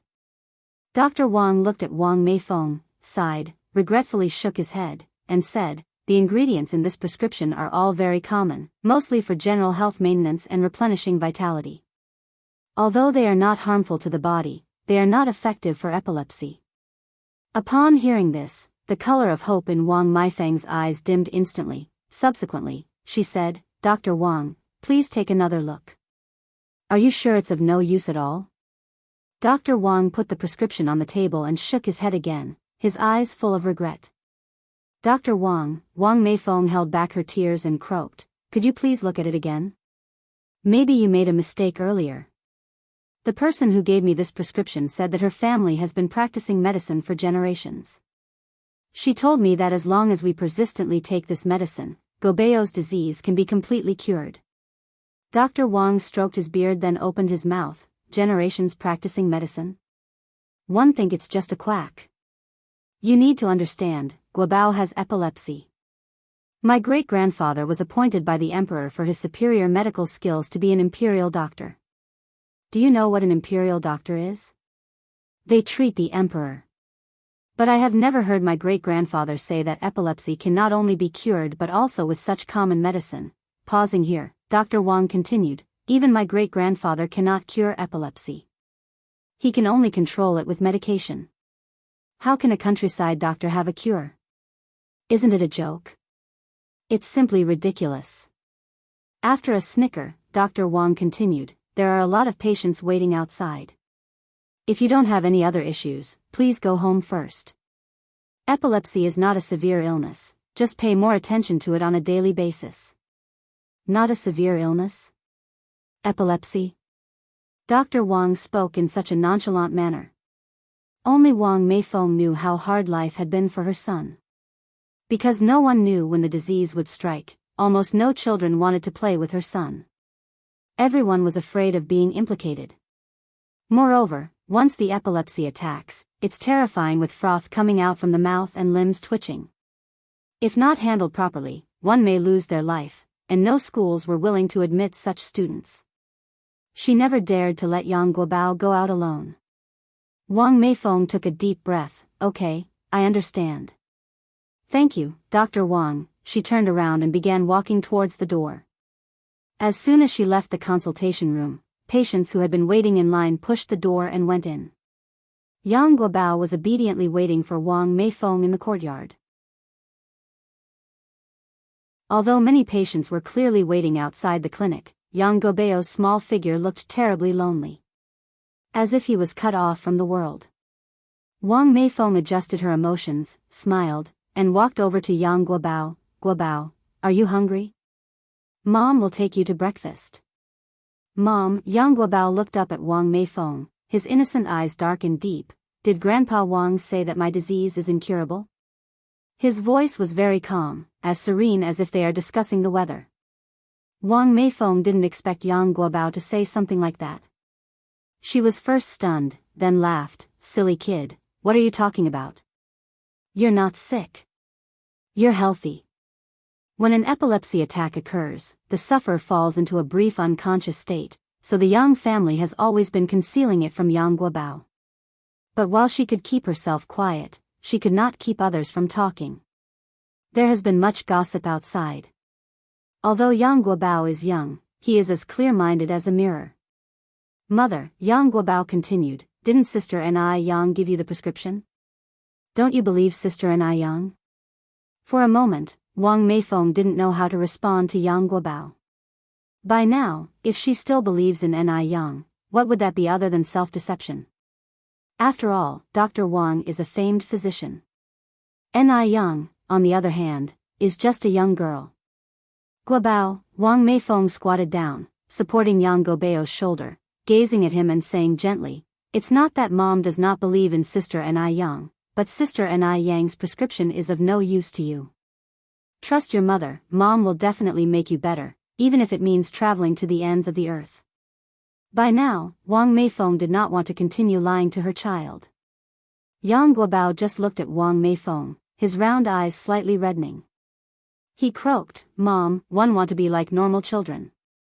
One believe in Sister Ni Yang. This was the first time Yang Guobao spoke so directly to Wang Meifeng. Their words were simple and sincere, but they come from deep within their hearts. Wang Meifeng couldn't control her emotions, tears streamed down her face instantly. She hugged Yang Guobao tightly, choked with sobs, Guobao, I'm sorry. It's my fault.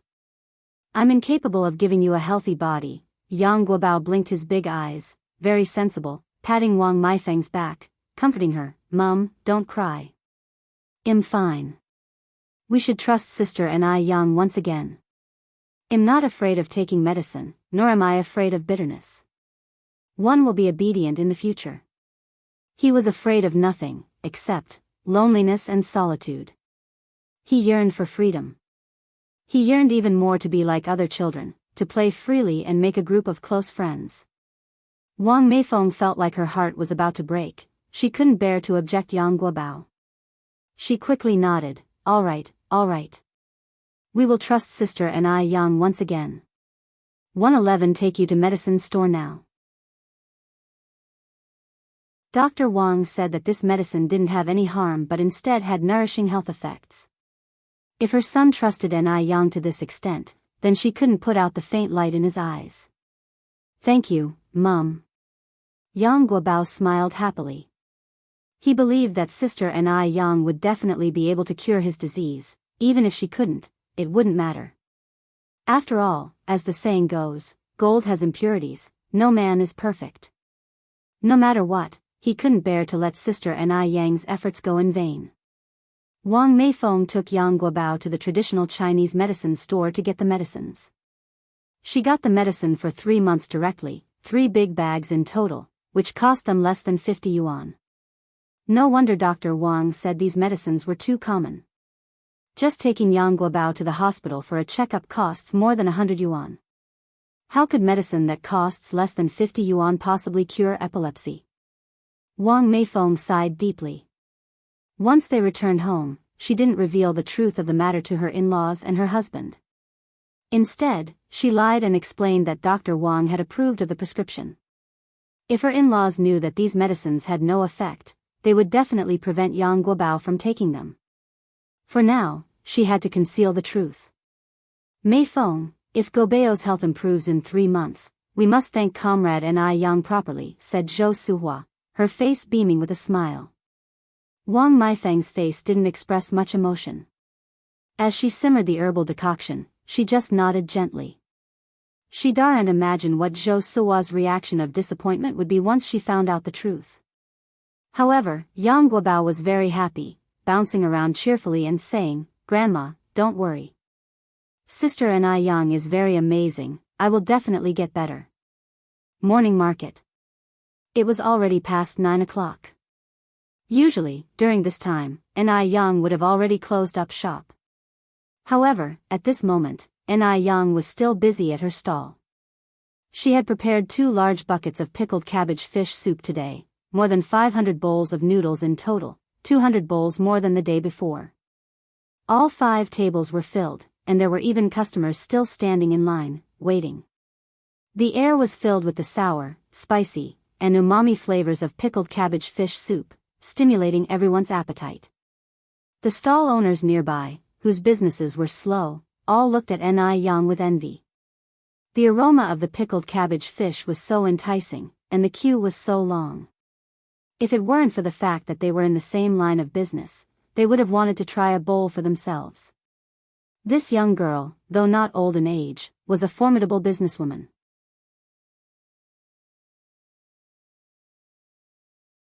Chapter 37 Good wine needs no bush. _1 Ni Yang was away for only 5 days, but she has already brought a considerable amount of foot traffic to the morning market.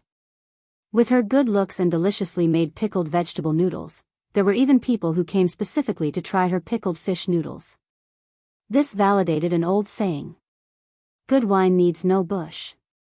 Even those who had been doing business for more than a decade were outperformed by the young girl. The more they thought about it, the more ashamed they felt. Look at how she sways her hips. What a flirt. I can't tell if she's here to sell noodles or to sell flesh, a mother and daughter pair selling buns exclaimed indignantly, casting hostile glances in Ni Yang's direction. Selling flesh. This was an insinuation that Ni Yang was using her looks to attract customers. The mother's name was Sun Chuanxiang and her daughter's Zhu Yonghong. Zhu Yonghong watched Ni Yang busily serving customers, feeling a sourness welling up inside her. Ni Yang, who looked even younger than her, was not only attractive but also very business savvy. In just a few days she had taken all their business away.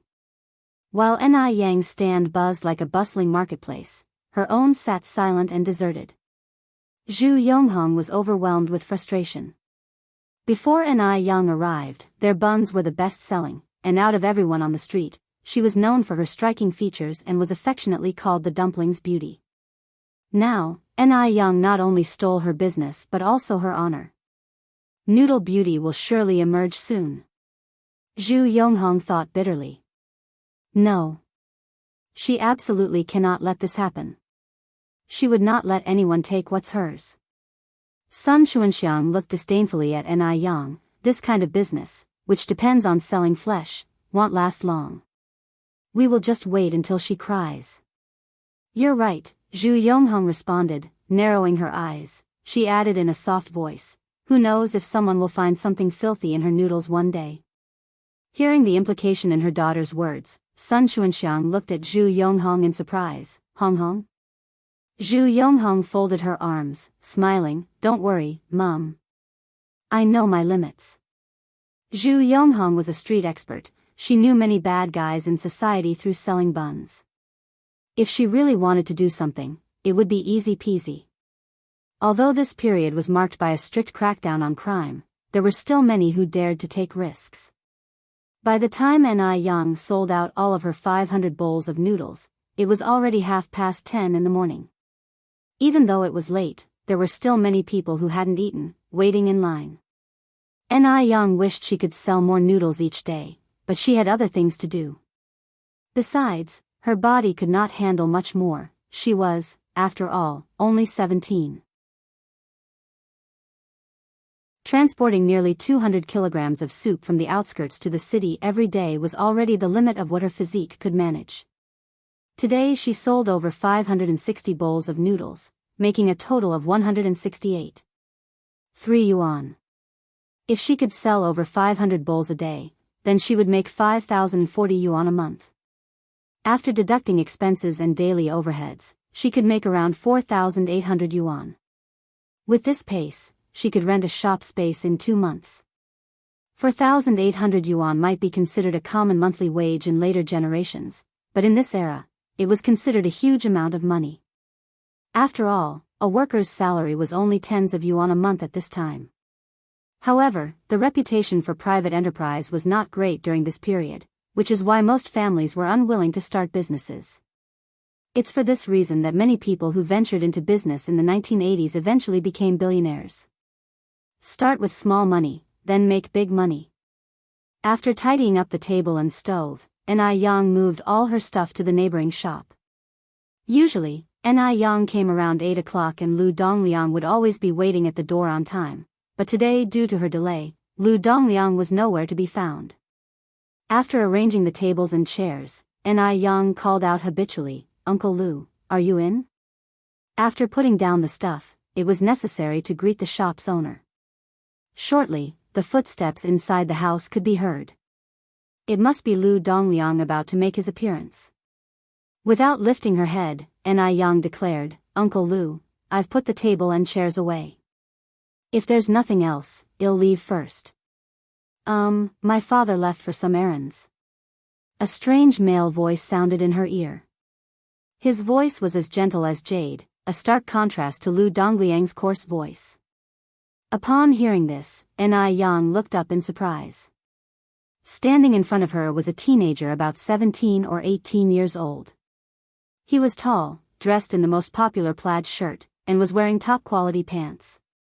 In the parlance of later generations, he was indeed a handsome young man. During their eye contact, Lu Wei's face turned slightly red and he broke into a nervous sweat. People of this era were truly innocent like this.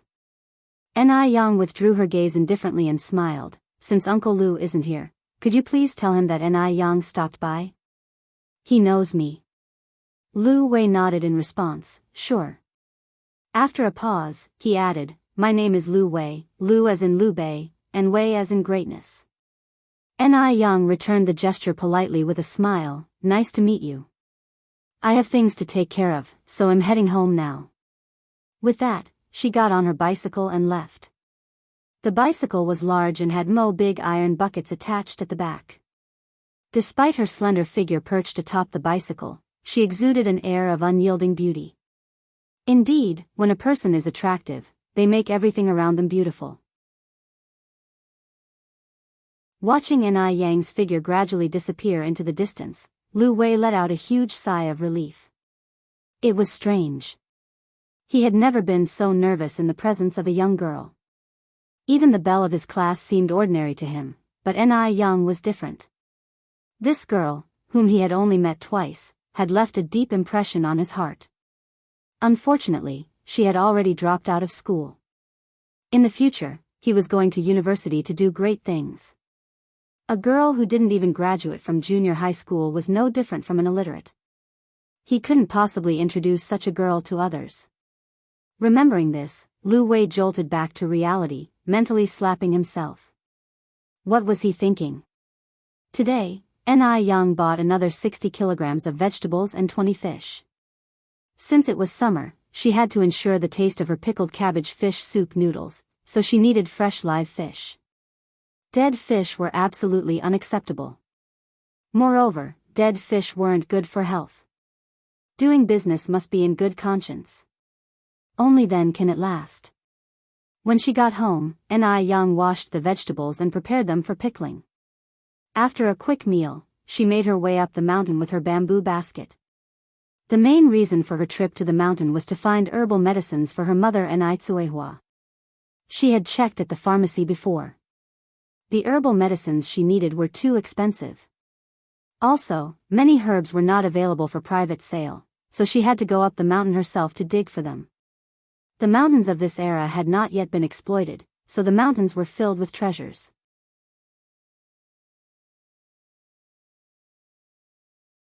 Chapter 38 Treasure Hunt in the Mountains. Yang walked along a mountain trail with a small bamboo basket slung on her back. She encountered quite a few villagers along the way. She politely greeted each one of them. She addressed the slightly older ones as uncles and aunts, and the elders as grandpas and grandmas. Who doesn't love a sweet-talking young girl? Especially, one who is as pretty as Yang. As soon as Yang was out of sight, the villagers immediately began to gossip. Don't be fooled by her youthful appearance. She's quite capable. I heard she saved Maifeng's child when a ghost took possession. What ghost? I heard it was epilepsy. If Xinjin was half as sensible as her, I'd be content. An angular-faced, short-haired woman with a sarcastic manner chimed in, of course, she's capable. Otherwise, how could she afford a Phoenix brand bicycle? Upon hearing this, everyone else's expression immediately changed. Yes. It was indeed suspicious that a family headed by a widow and her orphan, which didn't even have a labor force, could afford a bicycle. After all, even those of them who had toiled in the fields all year round couldn't afford one. A middle-aged woman with long hair furrowed her brows a little, saying, Wang Jinfang, you can't just make assumptions. Perhaps they earned the money. One heard that young girl wakes up early every morning to sell breakfast in the city. Sell breakfast? Wang Jinfang hinted, who's to say she's selling breakfast and nothing else? Wang Jinfang was a notorious gossip in the village, and a typical example of one who wants others to be poorer than oneself. If she saw someone living a better life than herself, she would become discontent and immediately resort to sarcasm and curses, wishing ill luck on them. The long-haired woman, who was more reasonable, immediately retorted, Wang Jinfang, we're in front of everyone here, and we should ensure we have evidence before we speak. Yang was too young to have her reputation ruined by Wang Jinfang's. How would she hold her head high in the village in the future? Looking at the long-haired woman, Wang Jinfang spitefully shot back, so, you witnessed her selling breakfast in the city? Or are you her business partner? Her last sentence was especially pointed. You. The long-haired woman's face turned red in anger. She coughed and retorted, you're just babbling nonsense. You're just stirring up trouble for no reason. I'm stirring up trouble? I think it's you, Zhou Qingshang, who is feeling guilty. Wang Jinfang widened her eyes, looking very fierce. Zhou Qingshang didn't even know Yang. She must have seen her buying the bicycle and wanted to ingratiate herself, so she stood up for her. Otherwise, why would she be so kind-hearted? Hypocritical. Shameless. Ahem, I'm feeling guilty? Ahem. Wang Jinfang. You tell me now, for what reason should I feel guilty? Seeing that the argument was escalating, someone immediately stepped in to mediate. Enough is enough already, let's not quibble over an outsider. Since Zhou Qingshang, who was educated and also felt a bit under the weather, was coughing all the time, she didn't want to argue further with Wang Jinfang. She picked up her hoe and headed towards the field. How can you reason with such a person? In the mountains. Yang, with her basket on her back, was venturing among the rocks on the mountainous trail, finding many wild medicinal herbs along the way. Such as angelica, lingzhi, astragalus, buplurum, and more. At this time, Western medicine was emerging, and traditional Chinese medicine was gradually being forgotten, so the mountains were rich in resources. Yang even discovered a wild ginseng plant that was 100 years old, judging by its 7 leaves. Ginseng is renowned as the king of all herbs and is famed for its abilities to calm the mind, stabilize the soul, reduce palpitations, dispel evil, clarify vision, uplift mood, and stimulate the mind. It is particularly suitable for women recovering from childbirth and suffering from deficiency of vital energy. Yen was overjoyed and took a spade, carefully digging around the base of the ginseng plant, terrified she might break even a single root hair. A moment later, an entire ginseng plant had been unearthed. Although it was wild, the quality of this ginseng was exceptionally good and quite large. At the pharmacy, you couldn't buy such a ginseng for less than several hundred yuan. Yen placed the ginseng in her bamboo basket and continued to wander through the forest. If there was one ginseng in this forest, there had to be more than just one. Sure enough, before long, Yen found a second ginseng plant nearby. However, this one wasn't a 7-year-old plant, but a younger ginseng of 3 to 5 years. Even though it was not an older plant, the effectiveness of this young ginseng still exceeded the ones sold in the pharmacy. Having dug out the second ginseng, Yen was unable to find a third. Ginseng is a plant that one stumbles upon rather than actively seeks. Yen didn't persist in looking for more ginseng but started to dig up some other herbs. During this process, she also discovered a cluster of aloe vera plants. Aloe vera is a valuable asset. It not only enhances beauty but also serves as traditional medicine and can reduce inflammation, detoxify, dissipate blood stasis, and kill parasites. It treats ocular inflammation, constipation, leukorrhea, hematuria, childhood epilepsy, retained phlegm, burns and scalds, hemorrhoids, scabies, abscesses, bruises and injuries, and many more ailments. Yen picked up her spade, dug up a few aloe vera plants and put them in her basket. She planned to plant them in front her home when she returned. After finishing all these tasks, Yen slung her bamboo basket over her back and started descending the mountain. The lush vegetation and the mountain breezes refreshed her spirit and soothed her mood. As Yen walked, she started to hum a little tune, filled with happiness. Just then, Yen perceived a slight movement and immediately froze in her steps, looking towards a bush nearby. There was a grinding, gurgling noise coming from the bush. Something was in that bush.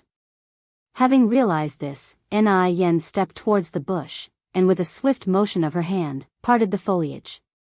There, hidden within the bushes, were 7 or 8 gray baby bunnies. No bigger than the size of a palm, the bunnies looked at Yen, issuing sibilant warning sounds from their mouths. Such adorable bunnies, they'd undoubtedly be more adorable when they grew up, and their meat would be delicious.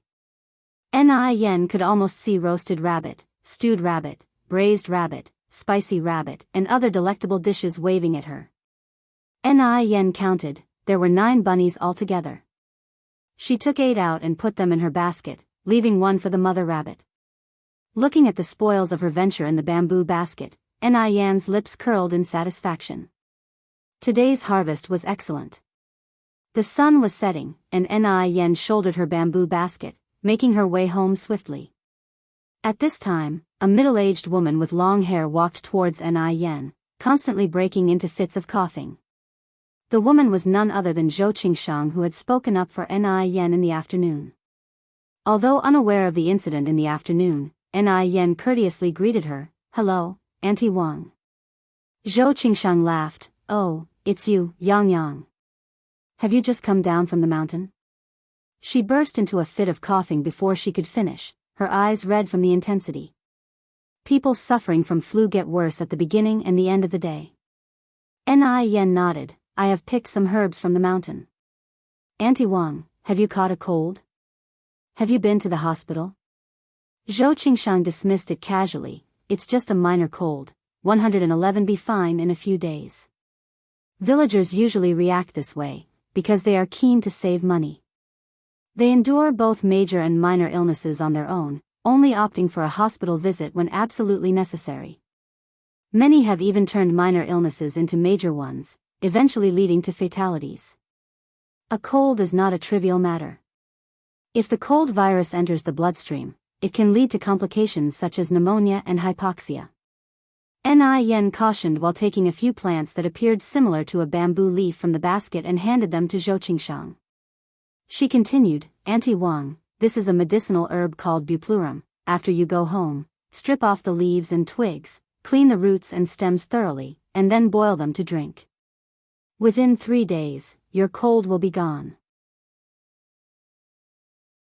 According to the Compendium of Materia Medica, buplurum is bitter and sweet. It is capable of dispersing body heat, soothing the liver and lifting yang energy. It is highly effective against colds. In fact, it could cure the cold in a day. 3 days is just a conservative estimate.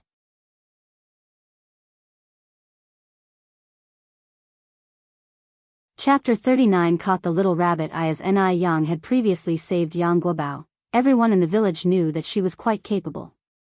Zhou Qingshang also took a great liking to this young girl, promptly taking the buplurum from Ni Yang's hand, laughing as she said, "Thank you so much, Yang Yang, I'll decoct it into a drink as soon as I get home." Ni Yang gave a slight smile, speaking softly, "Auntie Wang, no need for formalities."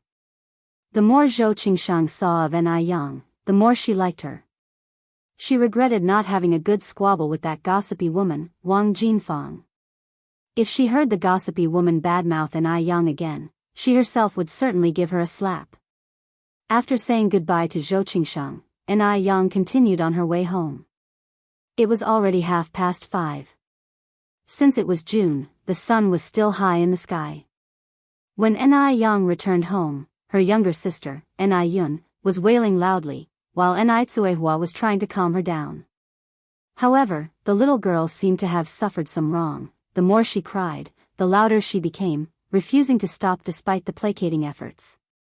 "Mom, what's wrong with my little sister? Why is she crying so pitifully?" As Ni Tsuehua pedaled back and forth to shush the child, she said, "All children are like this, it's fine, she'll stop crying in a while, you just go about your business." Ni Yang had never had or cared for children in her previous life, and was clumsy at consoling children, so she could only first leave the room, allowing Ni Tsuehua to soothe her alone.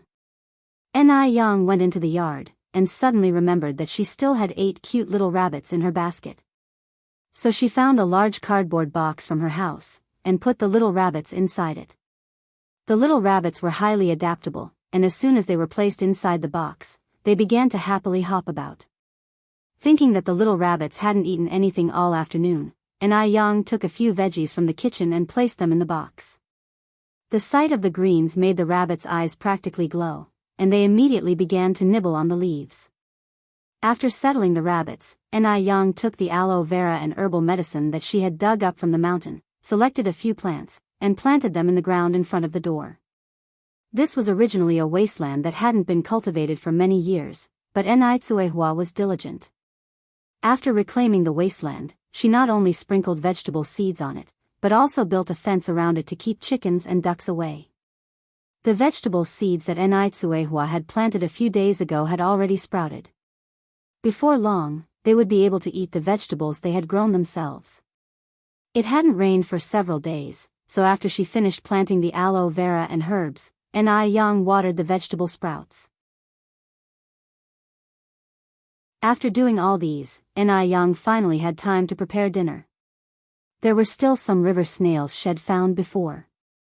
Tonight, she could cook spicy stir-fried snails. And also a pig's feet and clam soup, carrots stir-fried with meat, and stir-fried leeks. Except for the spicy stir-fried snails, the other 3 dishes all have beauty benefits. Some dishes can help with breast growth, some are good for the skin, smoothing wrinkles and anti-aging, while some are good for the hair. The taste is excellent. She could cook even the most ordinary ingredients into a feast, causing one to be unwilling to stop eating. When dinner was ready, it was already past 7. At this time, Ni Chinggui just got off work and came back home. "Yang Yang, your cooking skills have improved greatly. I could smell it from far away. Should we wash our hands and eat now?" After living together for these days, Ni Chinggui had fallen in love with Ni Yang's cooking. Moreover, Ni Chinggui had surprisingly found that his physical condition had also undergone considerable changes recently. For instance, the wrinkles at the corners of his eyes seemed to have lightened a lot, and his complexion was not as dull as before. He felt that all these changes should be attributed to the delicious meals that Ni Yang cooked. "Auntie Ni is back, Dinner is ready, we can start eating now. Ni Young replied, bustling about in the kitchen. Then I'll go wash my hands. Ni Chingue made a beeline to wash his hands with quick steps. Eating meals had become the thing he looked forward to the most after work every day. In a short while, Ni Chingui's surprised voice echoed from outside, "Wow! What delightful little rabbits. Yang, did you buy these rabbits?" Ni Yang laughed as she explained, "No, I caught them in the mountains this afternoon." Ni Chingue marveled, "You could even catch rabbits in the mountains, Yang, you are really lucky." Ni Yang nodded, "Yes, quite lucky. Auntie and I, please come in and eat." "All right, I'm coming." 3 people sat around a table, chatting and laughing together in a lively atmosphere. The next morning, Ni Yang got up before dawn as usual. After making breakfast, she headed out to set up her stall at the morning market. Today, she had also made 2 barrels of fish soup, enough for more than 560 bowls. The noodles were selling incredibly well today, with a long queue that never seemed to shorten. Seeing the success of Ni Yang's business, Zhu Yonghong gritted her teeth in frustration. Observing the long queue, Zhu Yonghong decided to take action.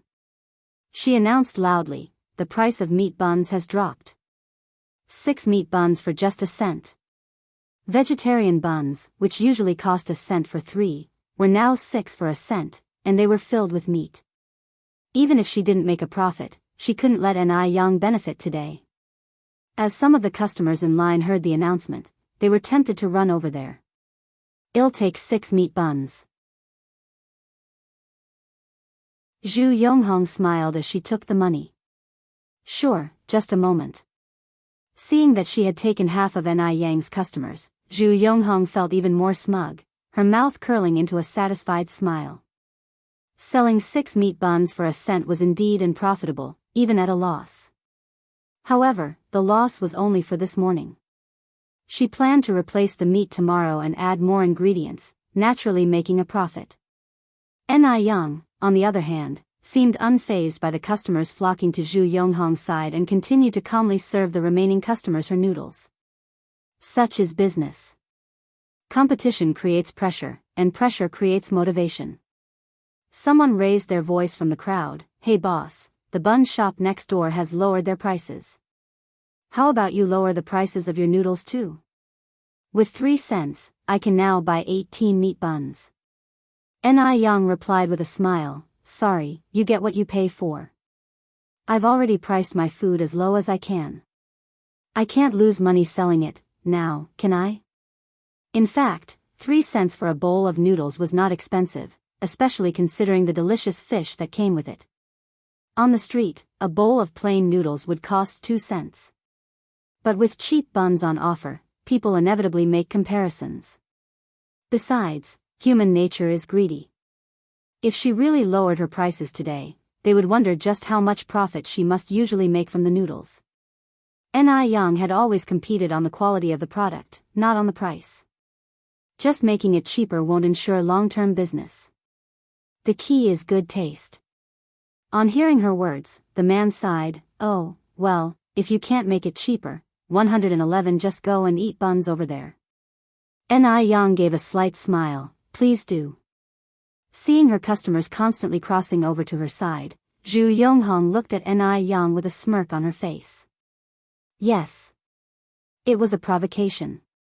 Ni Yang finally realized why Zhu Yonghong was selling her buns at a loss. It was to undercut her. Since she was the one starting trouble, Ni Yang could not just sit back and do nothing. If she didn't react, Zhu Yonghong would think that Ni Yang was like her steamed buns, to be handled as she pleased. Ni Yang raised an eyebrow and met Zhu Yonghong's gaze, a faint smile on her lips. Although her smile was slight, Zhu Yonghong couldn't help but feel a chill. She quickly averted her gaze. She never expected Ni Yang to fight back so openly. Ni Yang had completely exceeded Zhu Yonghong's expectations.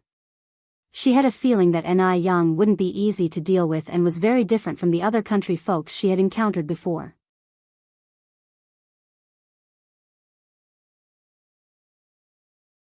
Chapter 40. Have you stopped studying? _1 Although Zhu Yonghong snatched away many of her customers, Ni Yang's 5 small tables were always full. After all, quality ensures patronage. But Zhu Yonghong did affect Ni Yang. Yesterday, all the noodles were sold out past 10 in the morning, while today they continued to sell until after 11. Whereas Zhu Yonghong packed up early. On her way out, she even sneered at Ni Yang. But, this time, Ni Yang chose to ignore her, concentrating only on her noodles as if she hadn't seen her. The business is more important. She doesn't have the time to squabble with someone irrelevant. Plus, she roughly calculated that Zhu Yonghong sold about 1,000 buns this morning. The current pork price in Beijing is 2 yuan and 80 cents per jin. With the additional ingredients, about 70 to 80 meat buns can be made from 1 jin of meat. Not counting the price of flour and labor, the cost per bun is about 4 cents. Under normal circumstances, 1 cent can buy only 2 meat buns, so selling 1,000 buns needs to bring in more than 35 yuan for a profit. However, selling 1,000 buns at Zhu Yonghong's price of 6 for 1 cent would only garner around 15 yuan. That means Zhu Yonghong lost over 20 yuan this morning. The reason Zhu Yonghong can still smile is that she hasn't done the math yet and doesn't realize how much she has lost. One guess she won't be able to smile when she gets home. Ni Yang had just finished setting up the tables and chairs when she heard a gentle male voice above her. Ni Yang looked up in confusion. The speaker was none other than the sunny young man Lu Wei. Is anything wrong? Ni Yang asked politely. Ni Yang was standing against the light, with people passing by and towering plane trees behind her. Bright sunlight scattered through the leaves, bathing her jade-like face in light. Lu Wei felt his heart was about to jump out. He struggled to control this unusual emotion before saying, Ni Yang, one heard, you've stopped going to school? Yes. Ni Yang nodded, that's right. Lu Wei was surprised that she admitted it so calmly. He then asked, what do you plan to do in the future? You can't be a peddler all your life, right? Have you thought about making a change? Being a peddler is the least promising profession. There was a popular saying at the time, if a young lady wants to experience life and practice haggling, she should marry a peddler. This gives an idea of how low the status of being a peddler was.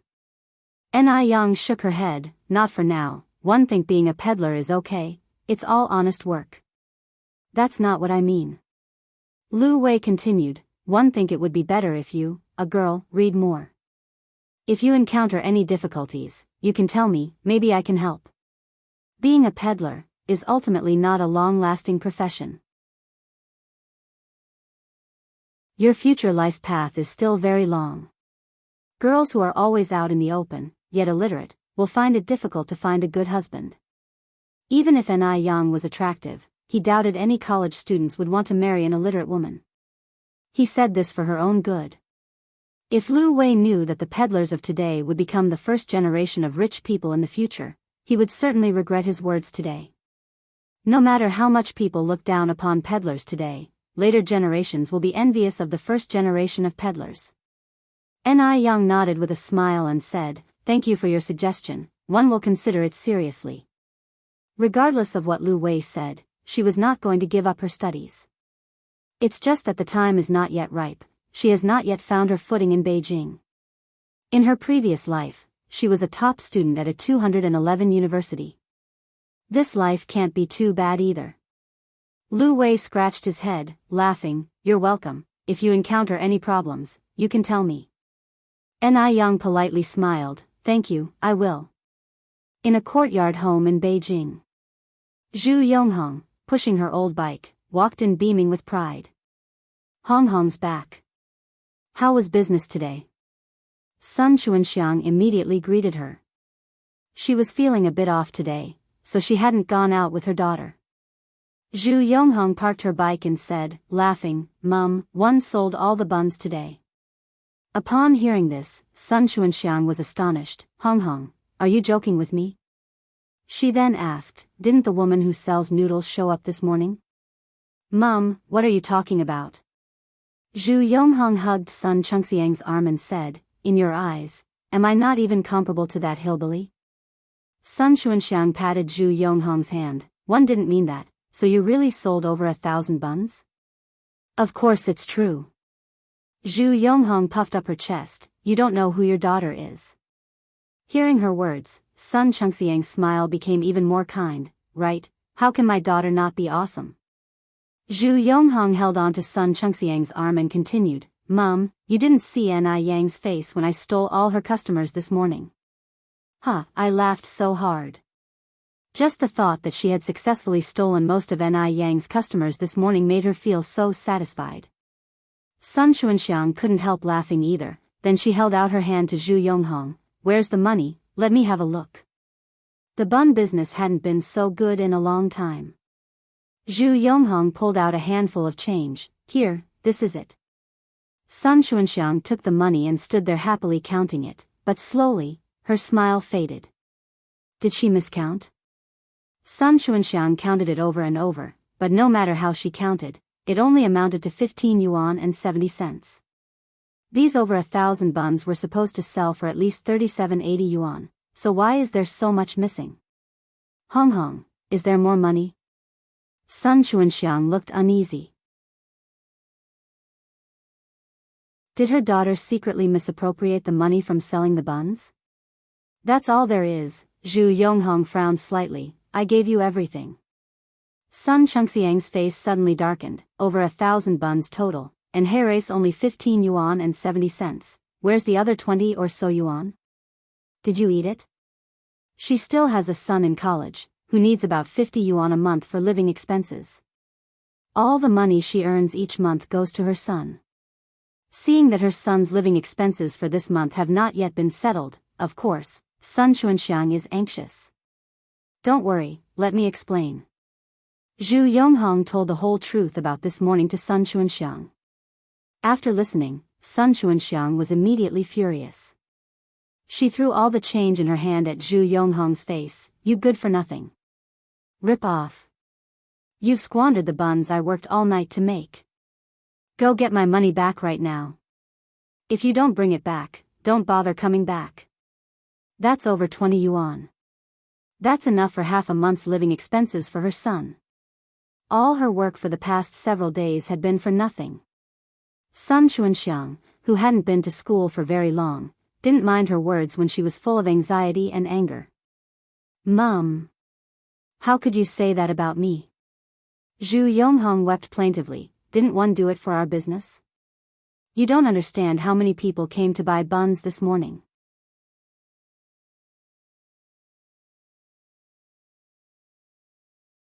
Chapter 41 Excellence is not without reason. Sun Xuanxiang was fuming with anger at Zhu Yonghong.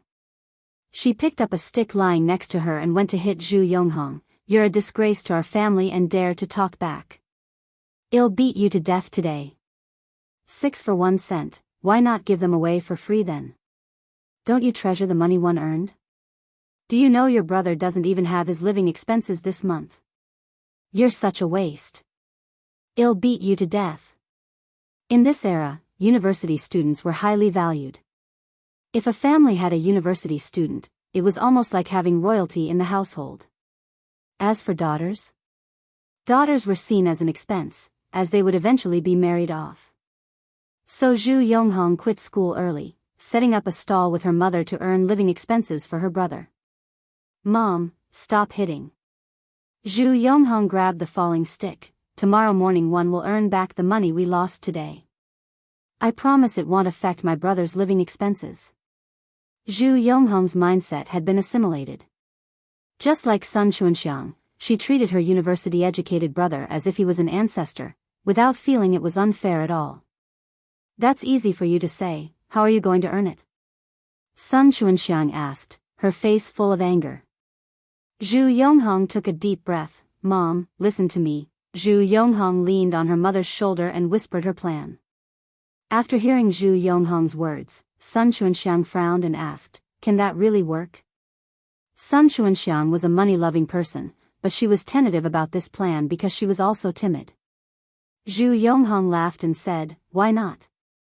It will definitely work as long as nobody gets hurt. You're right. Sun Xuanxiang nodded, the anger on her face gradually fading away. Then we will do as you suggested. Good, Mom. Zhu Yonghong's eyes gleamed with satisfaction. Just wait and see, nobody will want to eat her noodles tomorrow. She will make that little tart experience what desolation feels like. Ni family after lunch, Ni Yang went to the river to check the crab trap she had set a few days ago, and also collected some snails along the way. Not long after she left, Zhou Qingshang showed up at the gate of Ni's courtyard with a basket of vegetables. Zhou Qingshang had come to thank Ni Yang. After following Ni Yang's advice and drinking the decoction made from the roots Ni Yang had given her, her cold was gone overnight. When she first took the roots home, people had scoffed, saying such roots couldn't possibly cure a cold. She had also been simply trying when she drank the decoction. She didn't expect that it would work so well. The next morning, her headache was gone, she stopped coughing, and her fever had also subsided. That root was even more effective than the immortal pill. Is Yang Yang at home? Yes, who is it? Ni Tsuhua appeared confusedly from inside, looking at Zhou Qingshang. May I ask who you are? Zhou Qingshang smiled and said, You must be Yang Yang's mother, right? I live nearby, my family name is Zhou. Through Ni Yang's dietary care for these days, Ni Qihua's spirits had significantly improved. Even her facial wrinkles had subsided a lot, her complexion had improved a lot too. One could see Ni Yang in her eyes. It can be seen that Ni Yang's beauty is all thanks to Ni Qihua's good genes. Ni Tsuhua nodded, Yes, I am Yang Yang's mom. Are you looking for our Yang Yang? Please come inside and sit, she just went out. Well, I came specifically to thank Yang Yang. Zhou Qingshang followed Ni Tsuhua into the house, narrating her story of curing her cold as she walked. She boasted about the efficacy of the herbal medicine given by Ni Yang. It sounded as if she wanted to praise Ni Yang to the sky. Upon hearing someone praising her daughter, the mother was naturally pleased. Ni Tsuhua said, laughing, Please sit for a while. I will get you a glass of water. Zhou Qingshang took Ni Qihua's hand. No need to keep yourself busy, Yang Yang's mom, she said as she put the basket of vegetables on the table. Yang Yang has helped me a lot, but I didn't have anything as a token of gratitude. These vegetables are all grown by me, you guys can have them. If it's finished, we still have some at home, you can take them from my vegetable garden. Ni Yang and her mother just moved in, so Zhou Qingshang assumed they must not have any vegetables. That's why she brought over some fresh vegetables. This was indeed a help in urgent need. The basket was filled with yard-long beans, tomatoes, pak choy, cilantro, bitter gourd, celery, spring onions, etc. Big sister, you are too polite. Actually, Yang Yang didn't do much. We can't accept these vegetables. Ni Tsuehua is a straightforward person. She felt like they didn't do enough to deserve such a big advantage. Since one have already brought them, there is no reason to take them back. Unless, Yang Yang's mom, you are disparaging my vegetables because they are not valuable, said Zhou Qingshang, feigning an upset face. Seeing this, Ni Tsuhua immediately explained, That's not what one meant. Zhou Qingshang immediately said, Since that's not what you meant, then accept them. They are not something valuable. Having no other choice, Ni Tsuehua had to accept. Big sister, wait a moment. I will empty out the basket for you. With that, Ni Tsuehua took the basket of vegetables into the kitchen. Zhou Qingshang stood in the living room, looking around. It was evident that Ni Tsuehua knew how to manage a home. Everything was neat and orderly, even there was no trace of dust on the tables. All the furniture was arranged neatly. After a while, Ni Tsuehua came out from the kitchen with the basket. It was not empty, it held 2 apples. Reciprocating kindness is a virtue passed down through thousands of years in China. She surely couldn't let someone return with an empty basket. It's not only a virtue but also a matter of propriety. Though Ni Tsuehua has not received any formal education, she deeply understands the principles of life. At that time, apples were quite expensive, costing 5 to 6 cents a gene, and 2 apples were about half a kilogram. Zhou Qingshang insisted on not taking them. She had grown her own vegetables, whereas the apples were bought with money. Enrich held the basket tight, not allowing Zhou Qingshang to remove the apples. Big sister, take them back for your kids to taste. If you refuse to take them, we will have to refuse the vegetables you brought. Enrich was determined. With no other option, Zhou Qingshang reluctantly accepted, thinking to herself, it's no wonder that Enrich is so sensible. She has a wise and understanding mother. By the river, Enrich gathered her fishing trap. This time she got quite a few fish and shrimps, one of which was a grass carp weighing about 7 or 8 jin. Altogether, including the snails that Enrich had just picked, there were 2 buckets. As Enrich was resetting the trap in the river, Wang Xiuhong approached her from the other side of the riverbank. Wang Xiuhong looked at Enrich, who was busy with her fishing trap in the river. A smirk appeared on her face. Heh! Her chance for revenge had come. Enrich naturally noticed Wang Xiuhong. She immediately saw the ill intention in Wang Xiuhong's eyes. Enrich calmly placed the fishing trap, then walked towards the shore. Seeing Enrich approaching, Wang Xiuhong felt vaguely uneasy and hurriedly walked in the other direction. Stop! Enrich extended her hand and blocked Wang Xiuhong's path. What's the matter? Whenever Wang Xiuhong saw Enrich's face, she felt both hatred and fear. What she hated was that Enrich dared to hit her that day. What's more, she had curried favor with Yang Guobao before her. What she feared was that Enrich hit her once before.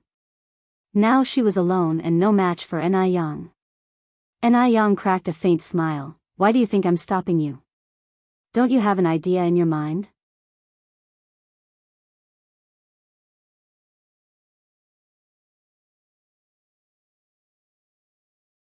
Chapter 42. Gooden with high EQ. Wang Xiuhong swallowed nervously, took a step back, and stammered, what do you mean? Wang Xiuhong hadn't anticipated that Enrich would see through her so easily, or that Enrich would proactively confront her. In theory, Enrich, being an outsider, should have been acting more low-key. But was she? Rather than acting submissively, Enrich was assertive and intimidating. No one could humiliate her even in the slightest. Wang Xiuhong looked at Enrich, immediately meeting a pair of sharp eyes with a clear division between black and white.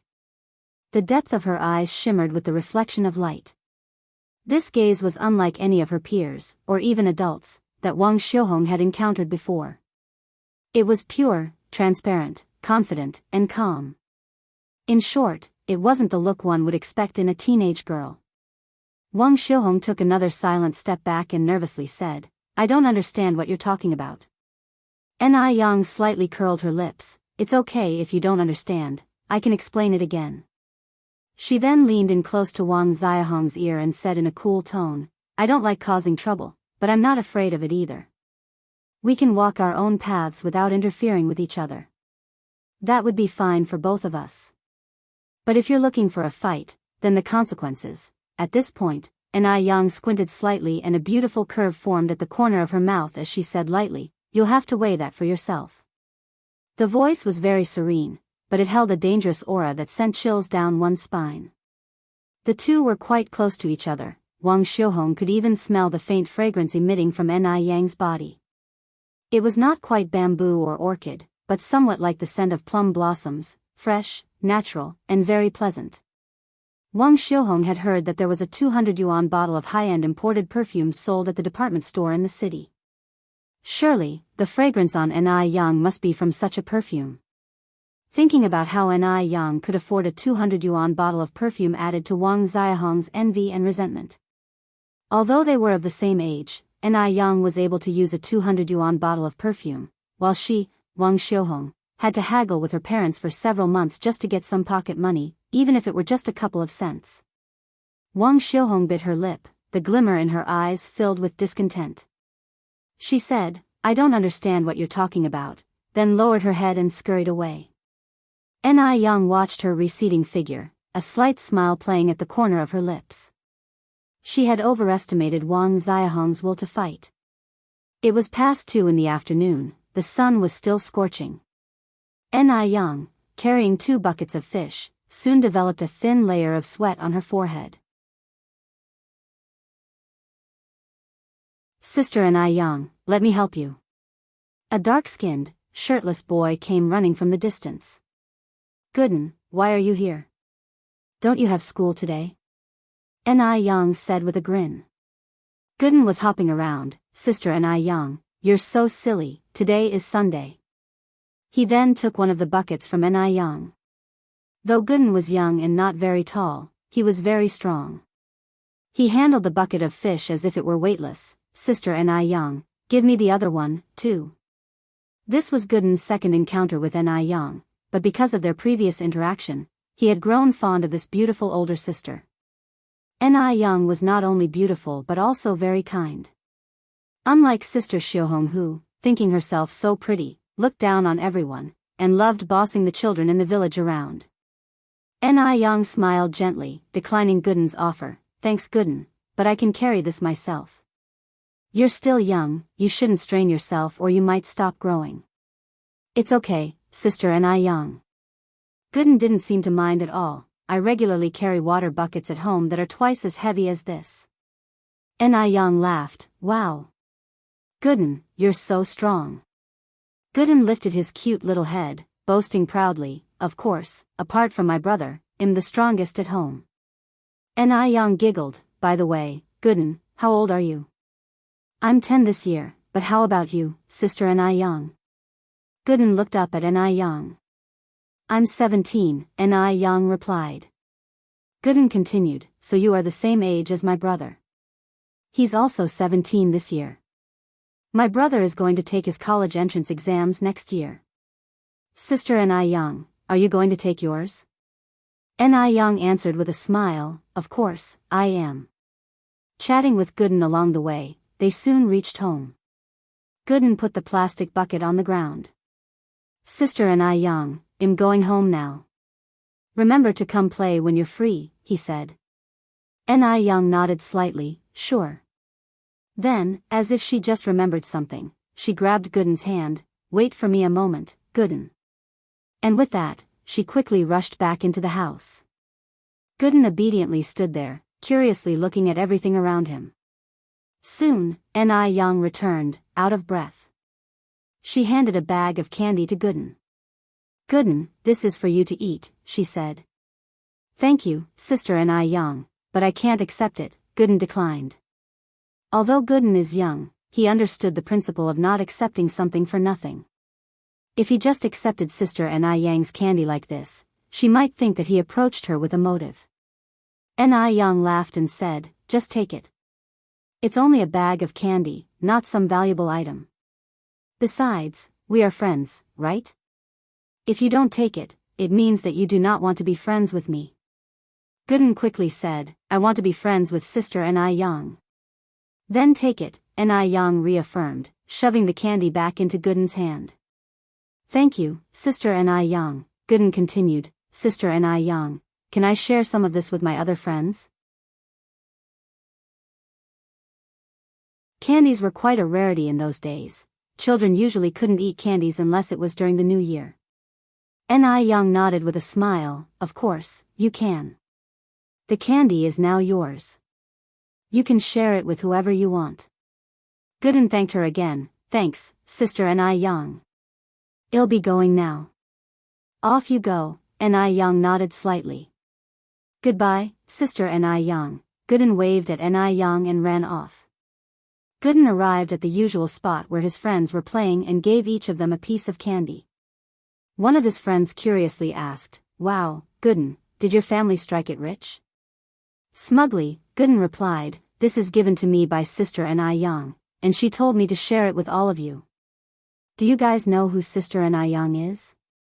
She's the best-looking lady in our village. I'm now good friends with Sister Ni Young. Gooden is a good boy. He knew that some adults had misunderstandings about Sister Ni Young and had even defamed her. So he wanted to build up her image in front of his friends. After all, Sister Ni Young is genuinely good. He didn't want those adults to keep misunderstanding her. At his words, all his friends looked at Gooden with envy. I know that sister Ni Young, she's even prettier than sister Xiaohong. Wow, sister Ni Young is so nice, I like sister Ni Young. I like her too. Thanks to Gooden's endorsement, the term, Sister Ni Young, started to spread among the children. Sister Ni Young also became the most popular person among the children. Everyone knew that the new Sister Ni Young is gentle and kind. Not only is she beautiful, but also she's much softer than Sister Xiaohong, by at least 10 times.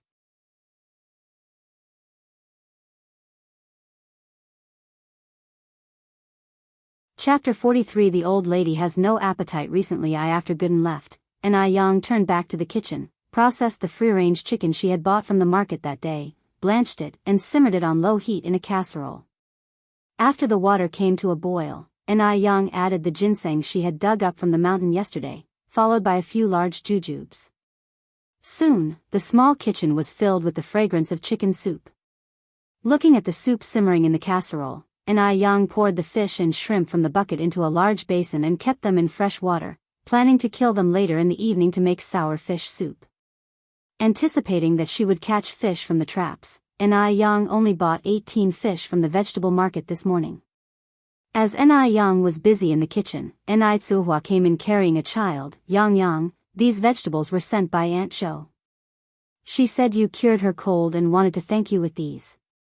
In the corner was a pile of fresh vegetables with a bundle of homemade sticky noodles nestled in the middle. Ni Young said with a smile, Aunt Zhou is too courteous. Mom, let's have sticky noodle tonight. Sticky noodle? Ni Tsuhua asked puzzled, what is sticky noodle?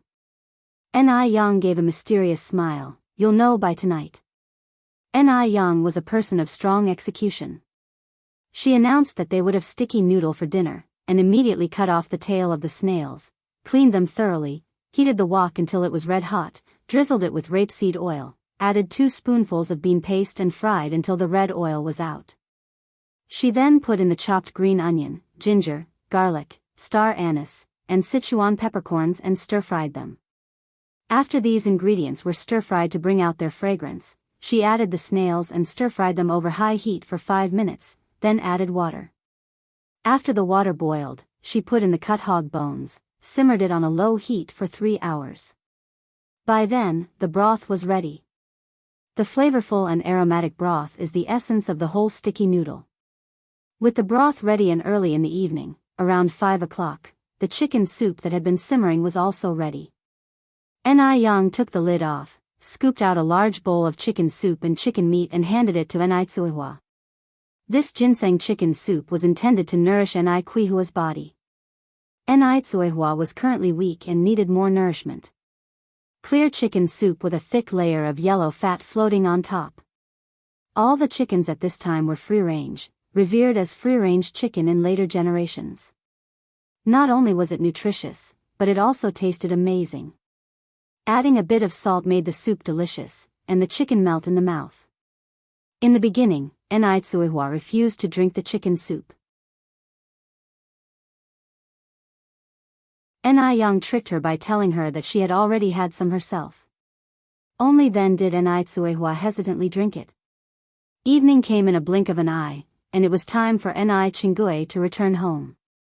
Ni Young boiled a pot of water, blanched the sticky noodles, greens, and black fungus in it, scooped them out into a bowl, then poured the prepared snail broth on top and sprinkled it with spring onions and cilantro. If you liked chili, you could add a spoon of chili sauce and fragrant vinegar. A bowl of fragrantly steaming sticky noodle is then ready. As soon as Ni Young brought the blanched noodles to the table, Ni Chingue returned. She smelled the fragrance just as she arrived at the door. Yang Yang, what's for dinner? It smells so good. Aunt Ni is back home, we're having sticky noodle for dinner. Ni Young replied with a radiant smile. Ni Tsuhua laughed and said, our Yang Yang loves to make these exotic dishes. Dishes like sour fish, stewed carp with kelp and pork feet, potato mushroom soup and so on. She had never heard of these dish names before, but they were created by Ni Young. These were clearly unconventional cooking methods, yet the taste was superb. Ni Chingue hung her bag on the coat rack and asked curiously, sticky noodle. Does it have snails in it? I've never heard of sticky noodles in all these years. Sticky noodle is a signature dish from Guangyu. In fact, it existed as early as the Qing dynasty. Due to limited transportation and information channels at this time, sticky noodles were only popular locally, not being featured in snack shops on every street and alley like in later times. Ni Yang explained with a grin, sticky noodles is a specialty of Guangyu, one read about it in a book. This is my first time making it, and am not sure if it tastes good. Aunt and I, have a seat and try it. Alright, I'll try it now. Ni Chingue rolled up her sleeves, sat down and eagerly started eating the noodles. The noodles had absorbed the essence of the snail soup perfectly, and they were soft and chewy, fresh and enjoyable. The soup contained the aroma of coriander and green onions, triggering people's taste buds, to the point where one would wish to swallow their own tongue. At this point, even if someone offered Ni Chingue a bowl of bird's nest and abalone soup to exchange for these noodles, she wouldn't do it. Delicious. It's really delicious. Ni Chingue directly gave a thumbs up and lamented, Yang Yang, whoever marries you in future would have their household's ancestral graves spewing green smoke. Sadly, she didn't have a son, otherwise, she would definitely make Ni Yang her daughter-in-law. In addition to sticky noodles, Ni Yang also made 2 stir-fried dishes. Fried shrimp with green peas and stir-fried carrots with white fungus. Green peas and shrimp had a breast enhancement effect. The combination of carrots and white fungus had the effect of nourishing the skin. Eating beauty foods every day would make anyone beautiful, even if they didn't want to be. Last night while bathing, Ni Yang noticed that her bust size had grown an entire size larger since she first arrived in Beijing. Her eyes also looked more vibrant and alive. It's not just her, the changes to Ni Tsuehua and Ni Chingue were also significant. Having prepared a large amount of rice noodles and 2 plates of stir-fry, Ni Yang was initially worried that there might be leftovers. However, it turned out she was overthinking. The large pot of rice noodles and the 2 plates of stir-fry were consumed thoroughly, even the bottoms of the plates were shining brightly, reflecting the sight of their consumers. No one would believe the fighting strength of 3 women if they did not witness it themselves. Looking at her creations being so welcoming, Ni Yang felt very gratified. On the other side of Beijing. The Mo family villa. The Mo family's old lattice appetite has not been good lately. Nothing tasted good, partly because she was worried about her granddaughter Mo Hudy, and partly because as she aged, her appetite gradually declined. Everything tasted bland to her. Was her time drawing to an end? The old lady of the Mo family sat in the living room with a face full of worry. No, she hasn't seen her granddaughter get better yet. She absolutely must not fall first. A servant came over at this moment and whispered, "Old lady, you haven't eaten all day. This is the ginseng soup the kitchen has prepared for you. You should at least drink some, or else your body won't be able to hold up." All right. The old lady of the Mo family nodded. She had just picked up the bowl and took a sip of the ginseng soup when she frowned. After a bout of nausea, she spit out the ginseng soup. "Take it away," she said, waving her hand weakly. The servant unhappily took the tray and went down. Just then, a young man in a suit and leather shoes walked in from outside. Seeing the servant, he asked in a mild tone, "What happened to grandmother? Is she not feeling well?" The servant sighed, "The old lady hasn't had much of an appetite these past few days. She can't eat anything. This is the just served ginseng soup. Young master, you must think of a solution." This man was the son of the Mo family's second daughter, Song Beicheng. In this upright and proper family, Song Beicheng was an exception. He was a businessman. And a very successful one at that. In his early 20s, he already had tens of millions in assets and was a bona fide billionaire. Hearing this, the assistant following Song Beicheng said, "Madam Wu, is the old lady not having a good appetite?" "Yes." The servant nodded. The assistant then said, "Second master, I remember that the old lady loves noodles. There's a noodle stall on Yurdist Road that makes very tasty noodles with a unique way of eating. Hundreds of people line up there every morning. How about I buy a portion for the old lady tomorrow morning?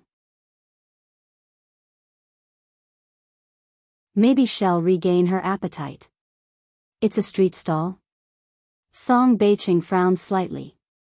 Could the old lady who couldn't even swallow ginseng soup stomach street food? Additionally, was the food from that stall safe to eat? Is it hygienic? The assistant smiled and said, "Second master, don't judge that unassuming stall on the basis of its appearance. The prices there are not expensive, but the noodles are really delicious. I've never tasted such delicious noodles since I was a child." Song Beiqing glanced at his grandmother who was sitting listlessly on the sofa, looking pale. After hesitating for a moment, he said, "Then I'll have to trouble you to buy a portion of noodles for my grandmother to try tomorrow morning."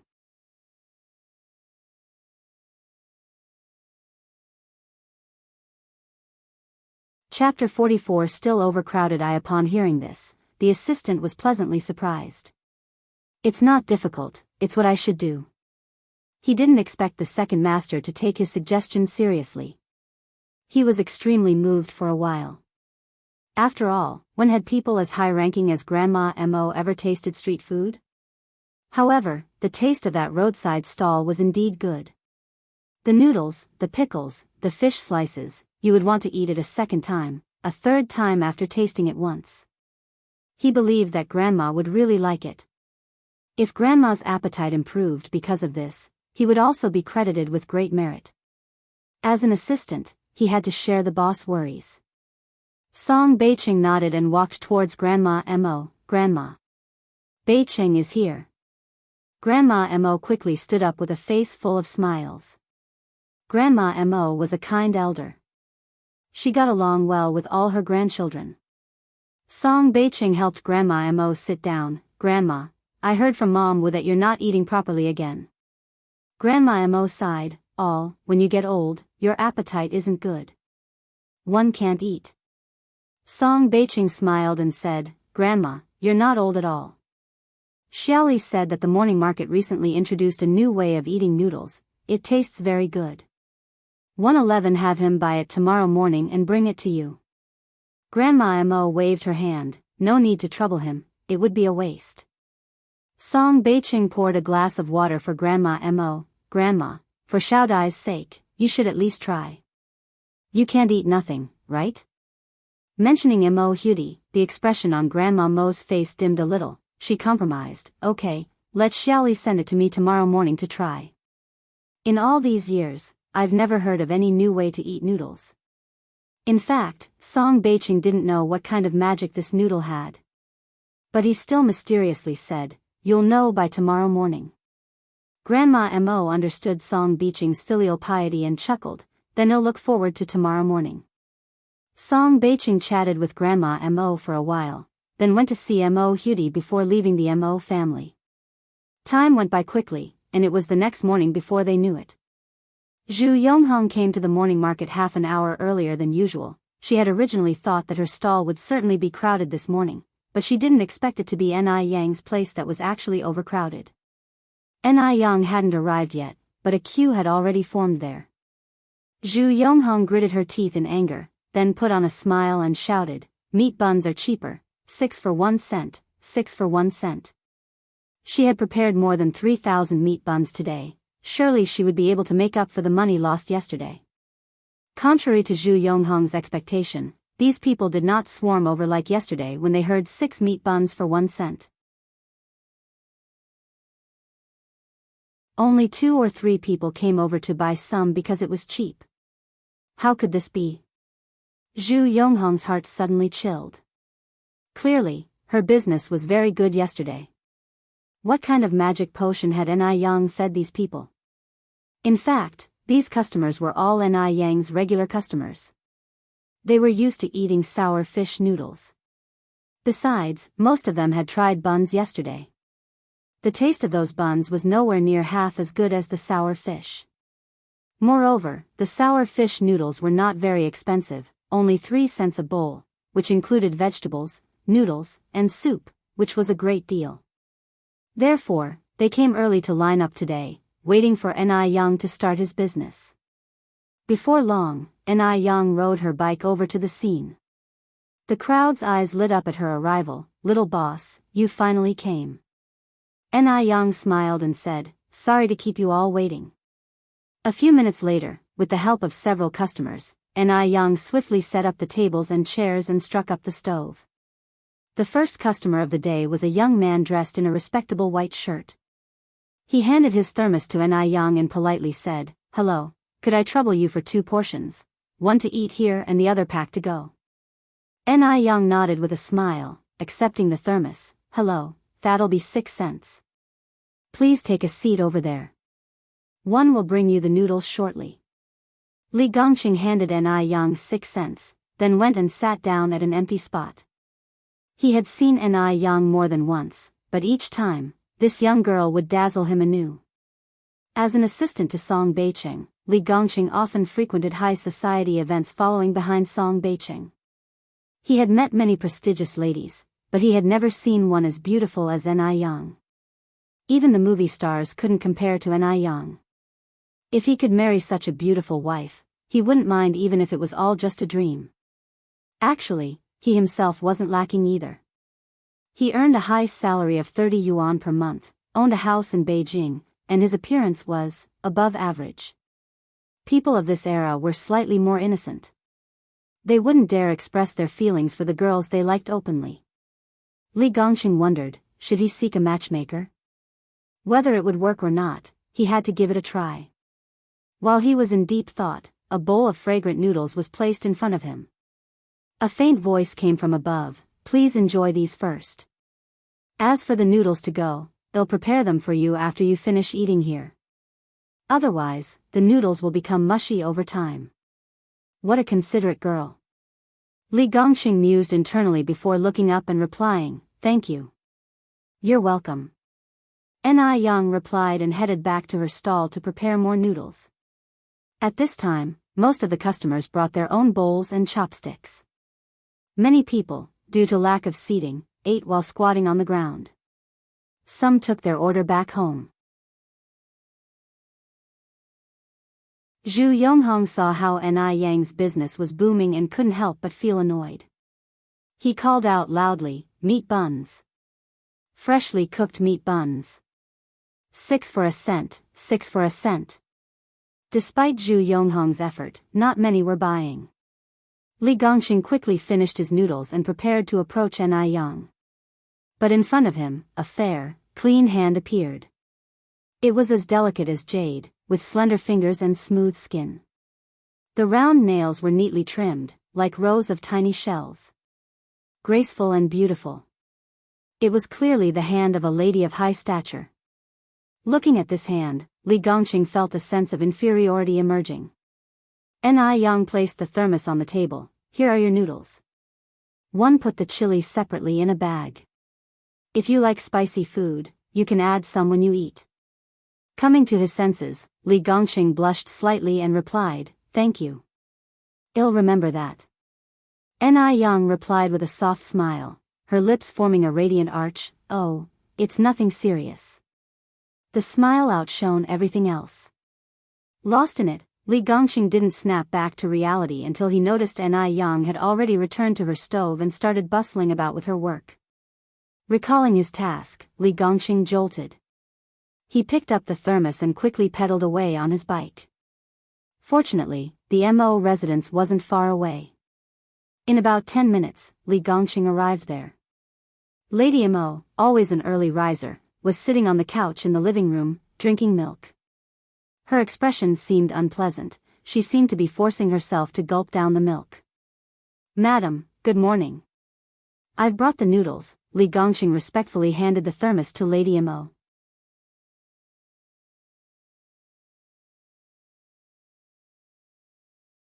Chapter 45 Stunning Noodles. _1 Seeing Li Gongqing arrive, old Lady Mo put her milk cup on the tea table, and kindly said, "Xiaoli is here, take a seat." Li Gongqing responded with a smile, "I won't sit, old lady. The second master has a flight to Guangguan at 10 o'clock. Today, our driver Mr. Wang is not here, and I have to take him to the airport. Eat your noodles while they are hot, they'll stick together in a bit. Guangguan? Old Lady Mo frowned slightly. So far. When is he coming back? Li Gongqing continued, he just has to sign a contract and can come back the same day. Oh, Old Lady Mo nodded, sighing, transportation is so advanced now. It would have taken 3 to 5 days to get to Guangguan 10 years ago, but now you can go and return on the same day. It's like a dream. There's a whole distance of over 2,100 kilometers between Beijing and Guangguan. Li Gongqing scratched his head. Indeed, our China is becoming more and more powerful, and it will only get better in the future. He continued, Old lady, these noodles taste really good. Eat them while they are hot. Oh, there's homemade chili in it too. You can add some if you like spicy food. One have to go now, I'll come and visit you when I have time. Sure, go ahead, your work is more important. Old Lady Mo said, waving her hand with a smile. After Li Gongqing left, Old Lady Mo sighed slightly and glanced at the insulated box. She used to like eating noodles indeed, but after a lifetime, she was fed up with them. When she considered feeding her noodles to the cat, she remembered that this was her grandson's goodwill. How heartbroken Beiqing would be if she fed it to the cat. She was a good grandmother, she couldn't do anything to hurt her grandson's feelings. With these thoughts, Old Lady Mo opened the insulated box. As soon as the cover was lifted, a tempting aroma rushed into her face, instantly whetting the appetite. Old Lady Mo's face was full of surprise. The bowl of noodles completely exceeded her expectations. On the golden soup noodles were tender white fish slices and pickled cabbage, sprinkled with white sesame and cilantro. Just smelling it would make you salivate. Old Lady Mo, who usually had a poor appetite, suddenly felt a great urge to eat. She started slurping the noodles, which fully absorbed the fresh and tangy pickled cabbage fish soup, made them irresistibly delicious. Just one taste and you'll want another, she felt like she could eat her tongue. Before long, Old Lady Mo was sweating profusely, her face flushed, and the strength that had previously disappeared slowly began to recover. She looked a lot more lively overall. When the maid came to deliver chicken soup, she was stunned. Was this really Old Lady Mo eating? Old lady? The maid looked at Old Lady Mo with a stunned expression. How long has it been since she last saw Old Lady Mo enjoying her food so much? Old Lady Mo, without raising her head, said, just leave the soup there, I'll drink it later. Okay, the maid put the chicken soup on the table. When she had finished, Old Lady Mo gulped down the noodle soup from the thermos, looked at the maid, and said with an unsatisfied expression, Mother Wu, get me another bowl of noodles. Old Lady Mo was never a foodie, but she had been conquered by these noodles. She had never known that a simple bowl of noodles could be so delicious. Despite fish being in it, there wasn't even a hint of fishy taste, the meat was incredibly tender. Only then did Mother Wu, stunned, say, Old lady, should I ask the kitchen to cook you some noodles? Only then Old Lady Mo realized that the noodles were bought from outside. She laughed and said, never mind, our kitchen can't make them as tasty. 111 just call Beiqing. With that, Old Lady Mo made the call. As soon as the call got through, Old Lady Mo couldn't wait to say, Beiqing, the noodles that Xiaoli delivered are so delicious. Your grandma has lived for so long but has never tasted such delicious noodles. Can you please ask Xiaoli to deliver another bowl to me? One bowl was simply not enough. Old Lady Mo was still hungry, and this bowl was already empty. On the other end, Beiqing was also slightly startled, then gently said, Okay, Grandma, wait a moment, I'll talk to Xiaoli now. After hanging up the phone, Beiqing couldn't help wondering, just what kind of noodles would make his picky grandma rave about them. Could the unlicensed noodles sold at the small stall really taste that good?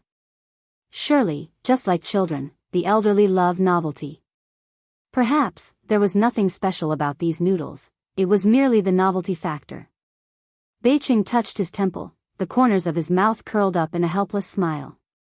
The sunlight entered through the window, casting a light golden halo on him. Everything seemed unreal, as if in a painting. A charming gentleman, gentle as jade. That must certainly refer to the likes of Beicheng. After hanging up the phone, old lady Mo sat on the sofa, eagerly awaiting Li Gongcheng's delivery of the noodles. Upon seeing this, Mother Wu, with a beaming smile, said, "Old lady, Master Zhou is truly a considerate and good boy. It's been years since I've seen you enjoy eating so much." Old lady Mo also replied with a smile, "Beicheng has always been so thoughtful." Before she could finish her sentence, the phone rang. Mother Wu quickly ran over to answer it. But as she listened, her face turned a strange shade. After hanging up the phone, old lady Mo immediately asked, "What's wrong, Mother Wu?" Mother Wu looked at old lady Mo with a complicated expression, then said, "It was young Master Zhou who called. He said the noodle stall has closed for the day, and we can only ask Xiaoli to bring it to you tomorrow morning." At this, old lady Mo looked disappointed. "Ah, is that so?" Mother Wu nodded, "That's what Master Zhou said."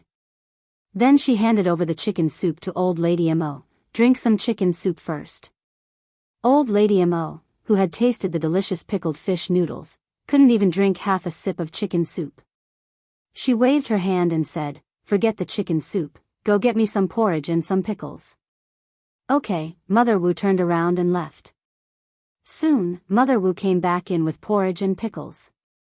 Because the pickled fish noodles she had before were appetizing, old lady Mo ate the porridge very deliciously. Her appetite was much better than usual, which also brightened up her spirits. After finishing the meal, the old lady went for a walk in the back garden. Old lady Mo's appetite had always been a concern for everyone in the Mo family. After all, to have a healthy body, you need to have a good appetite. Eat well, and you'll be twice as healthy. Mother Wu excitedly called everyone in the Mo family to share this news.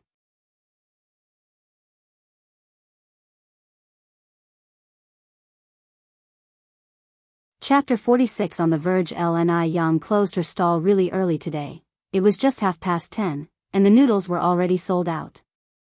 In contrast, Zhu Yonghong not only had not sold half of her buns, but also had a lot of customers coming to question, "Why aren't today's buns as delicious as yesterday's?"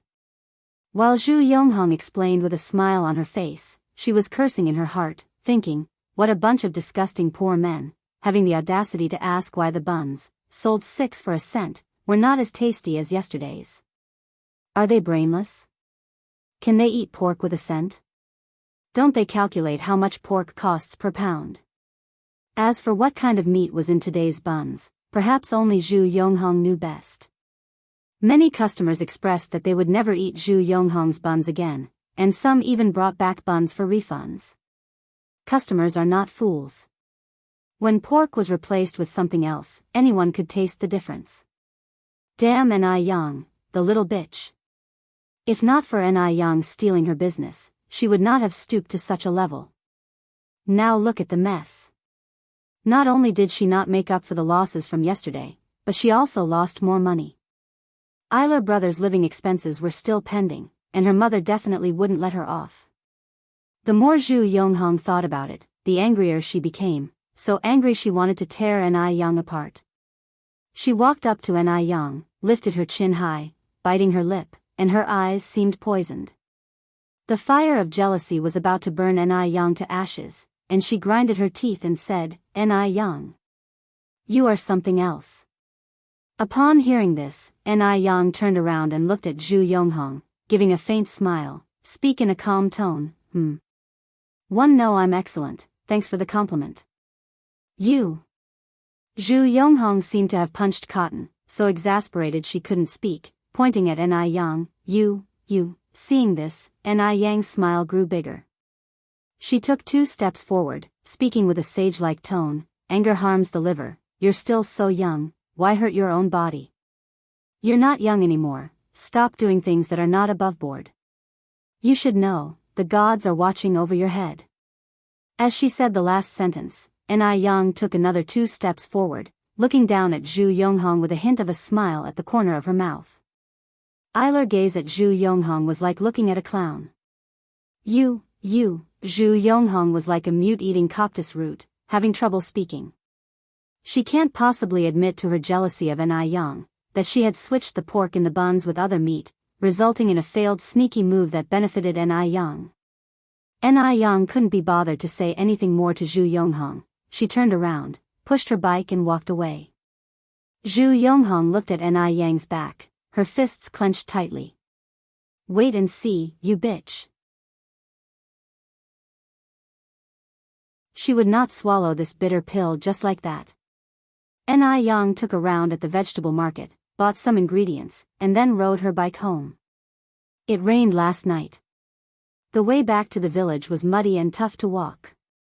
Plus, Ni Yang had a cart full of stuff with her, making the journey even harder. Under the circumstances, Ni Yang had no choice but to stop riding the bike and push it forward instead. At this moment, a group of children came running from afar. It's Sister Ni Yang, that's Sister Ni Yang. It's Sister Ni Yang. The children started to cheer. The cheering startled Ni Yang. When did she become so popular among the villagers? Beyond a child named Gooden, she didn't seem familiar with the other kids. But Gooden went to school today. What are these kids up to?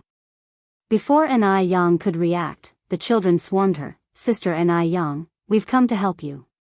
Some of them helped Ni Yang carry things, and some helped her push the cart. The saying there is strength in numbers held true as the cart was quickly pushed out of the mire. Ni Yang didn't even have time to thank them before the children scattered again. Looking at the well-parked cart and then at the children who had already run off, Ni Yang called out, "Kids, thank you. Whenever you get the chance, come over to my house to play." Upon hearing her, one of the slightly older children turned around and smiled. "No problem, Sister Ni Yang." As soon as he finished speaking, he skipped away to catch up with his friends. The village children were like that, innocent, kind, and grateful. Ni Yang cast a soft smile at the retreating figures of the children. She thought to herself that she must find some time to express her gratitude to these children and let them know that God does not shortchange the kind-hearted. Meanwhile, Wang Meifeng was boiling traditional medicine in the kitchen. Just then, the living room door was pushed open, followed by footsteps and Yang Gobeo's voice calling, "Grandma." Typically, Zhou Suhua would respond warmly to Yang Guobao, but today was different. Zhou Suhua remained silent. "Grandma." Yang Guobao followed Zhou Suhua to the kitchen. Zhou Suhua wore a dark expression on her face, as if a storm was brewing. "Mom?" Wang Meifeng poured the boiled soup into a bowl and looked at Zhou Suhua with a perplexed expression. With a serious look on her face, Zhou Suhua said, "One need to talk to you." Once she finished, she turned and walked toward the bedroom. "Okay." Wang Meifeng left the soup on the stove and followed Zhou Suhua into the bedroom. "Mom, what do you need?" Wang Meifeng looked at Zhou Suhua's back, asking the question. "I went to see Dr. Wang today." Zhou Suhua turned around, her face devoid of any expression. She then asked, "Why did you lie to us?" Wang Meifeng's eyes flashed. "Mom, one don't understand what you're talking about." Zhou Suhua sternly said, "That medicine can't cure Gobeo's illness at all." "Comrade Wang Meifeng, what are you trying to do?" Wang Meifeng exhaled. One wanted to try, Guobao also wanted to try. "Try?" Zhou Suhua's face was flushed with anger. "Do you know you're hurting Guobao by doing this? You're aware of what happened with Yudi. Stop giving him that medicine immediately, don't let him take those unidentified drugs again." Zhou Suhua was worried about her grandson's health. After consulting Dr. Wang, she found out that the medicine Ni Yang gave had no effect on Yang Gobeo's condition, and only had a small nourishing effect. All medicines have side effects, especially those that need to be taken for 3 months. Yang Guobao was still a child, how could his small body withstand that? Wang Meifeng wasn't helping him, she was harming him. "I am Gobeo's mother. I hope more than anyone that Guobao can enjoy a free and happy childhood like other children. Mom, I take your advice on everything, but not this." Wang Meifeng was firm in her decision. Plus, she couldn't tell if it was just her imagination, but since Yang Guobao started drinking the medicine, his energy seemed to have improved. Although he had only been drinking it for 5 short days, he hadn't had a single episode during this time. As a daughter-in-law, Wang Meifeng had never opposed Zhou Suhua. Now Zhou Suhua was furious, her whole body shaking. She said sternly, "Wang Meifeng, you received a higher education. How could you be so foolish? Dr. Wang is a descendant of a royal doctor.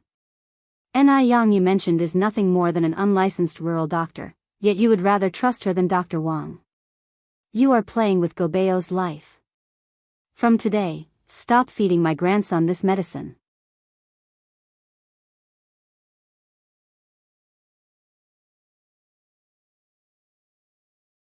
Chapter 47. One day will come back in tears. Zhou Suhua's last words had an especially strong tone.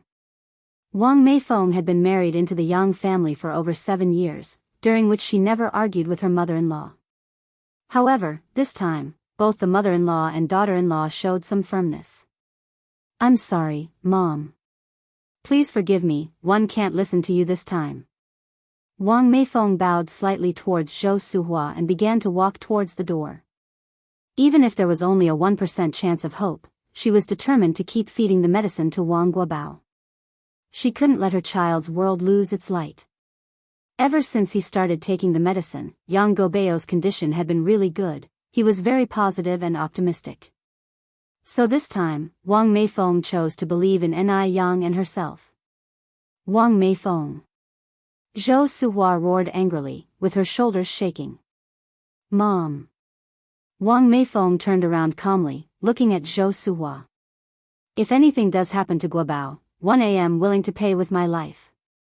Is that acceptable?" Words dropped, Wang Meifeng turned back and walked into the kitchen as if nothing had happened, beckoning Yang Guobao to come take his medicine. At this stage, Zhou Suhua was at a loss for words, so she picked up an antique vase in anger and smashed it hard onto the floor. There was a clatter as shards flew everywhere. Yang Guobao, who was drinking his medicine, was frightened and shivered. He looked helplessly at Wang Meifeng. "Mom, what's wrong with Grandma?" Wang Meifeng laughed lightly. "Perhaps the grandma is a little upset. You go cheer her up for a bit when you finish your medicine."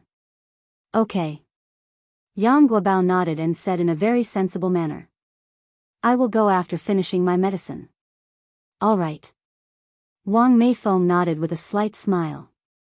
Just then, Zhou Suhua's voice echoed in the air. "Wang Meifeng, if anything happens to my grandson, one will never let you off." What an outrage! She was completely outrageous. Wang Meifeng simply was not fit to be a mother. She had no idea what that barefoot doctor with no reputation had given Wang Meifeng, that she had so much trust in her. Zhou Suhua was shaking with anger. Because of Wang Meifeng's stubbornness, the entire in-laws' house isolated Wang Meifeng. Her husband, Yang Changzheng, was also not very willing to talk to her. Mother-in-law Zhou Suhua even threatened to fast to manipulate Wang Meifeng. With no other options, Wang Meifeng decided to take Yang Guobao to her mother's rural house to avoid further escalation of the conflict. Seeing Wang Meifeng's determination, Yang Changzheng sighed in anxiety. "Meifeng, Dr. Wang is an imperial doctor. Why are you so stubborn? Gobeo's body is already frail, your going back and forth will only worsen his condition." Zhou Suhua angrily said, "Let her go. One day she'll be crying to come back begging us." On that same day, Wang Meifeng took Yang Guobao back to her mother's house in the countryside. Yang Guobao liked it there. He and Wang Meifeng said their goodbyes and he headed straight for Yang's house. Wang Meifeng initially wanted to follow, but remembering that Yang Guobao hadn't had a flare-up in several days and that a child also needs his freedom, she decided not to. Besides, Yang's house was not too far away from here. When Yang Guobao arrived, Yang was concentrating on something she was writing at the stone table under a big tree in the yard. It was a huge osmanthus tree, the leaves were very dense, blocking out the intense sun and bringing a cool breeze. In this scorching summer, sitting under the big tree was even more comfortable than sitting in an air-conditioned room. "Sister." Yang Guobao trotted up to Yang. At his words, Yang looked up in surprise. "Guobao, how come you're here?" Yang Guobao replied with a smile, because one missed my sister, so I came. Ni Yang reached out and poked Yang Guobao's head. You little imp. Look at you, sweating so much. Here, have a drink. Ni Yang poured him a cup of tea. Yang Guobao picked up the cup and drank all the tea in one go, wiping his mouth with his sleeve. Thank you, sister, he said before turning his eyes towards the paper on Ni Yang's table. Sister, what are you drawing? Ni Yang smiled slightly. A blueprint. Blueprint? Yang Guobao stroked his chin, then said, Sister, are you in the architectural field too? My cousin often has to draw blueprints. No, Ni Yang shook her head, it's a blueprint for an oven. An oven? Yang Guobao kept stroking his chin. Is it used to bake bread? Sister, one love bread. His eyes shone enthusiastically with his last sentence. In 1983, bread was still a novelty. It was not as common and there weren't as many ways to eat it as in later generations. Moreover, it was quite expensive. The common people generally didn't look forward to eating it. Its price was much higher than that of a steamed bun. One bread could buy you 10 steamed buns. Ni Yang gave him a mysterious smile. You'll know once it's done. Yang Guobao asked with a grin, Can I help sister make it? Ni Yang reached out and touched his head, laughing, Sure. Making a bread oven was neither simple nor complicated, the key was to put the heart into it. The oven had 3 layers. Heat conduction layer, clay and sand. Insulation layer, discarded glass bottles plus sawdust plus mud. Structural layer, rice straw mud ball. Ni Yang had all the materials prepared. To build an oven, you first need to pile up bricks and rocks into a tall platform.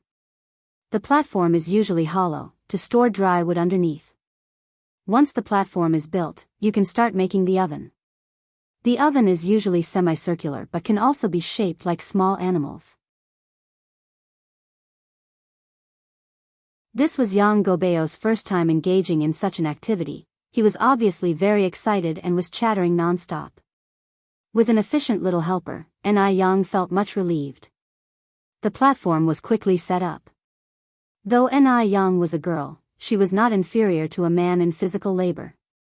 Even some men were inferior to her. Under the sun, she sat concentrating and earnestly striking rocks with a chisel. The warm sunlight dyed her with a dazzling glow. A strand of hair slipped mischievously from behind her ear, forming a sharp contrast with her fair skin. The collision of black and white was breathtakingly beautiful. Yang Guobao stood there, watching Ni Yang for a while, before he finally exclaimed, Sister, you are so beautiful.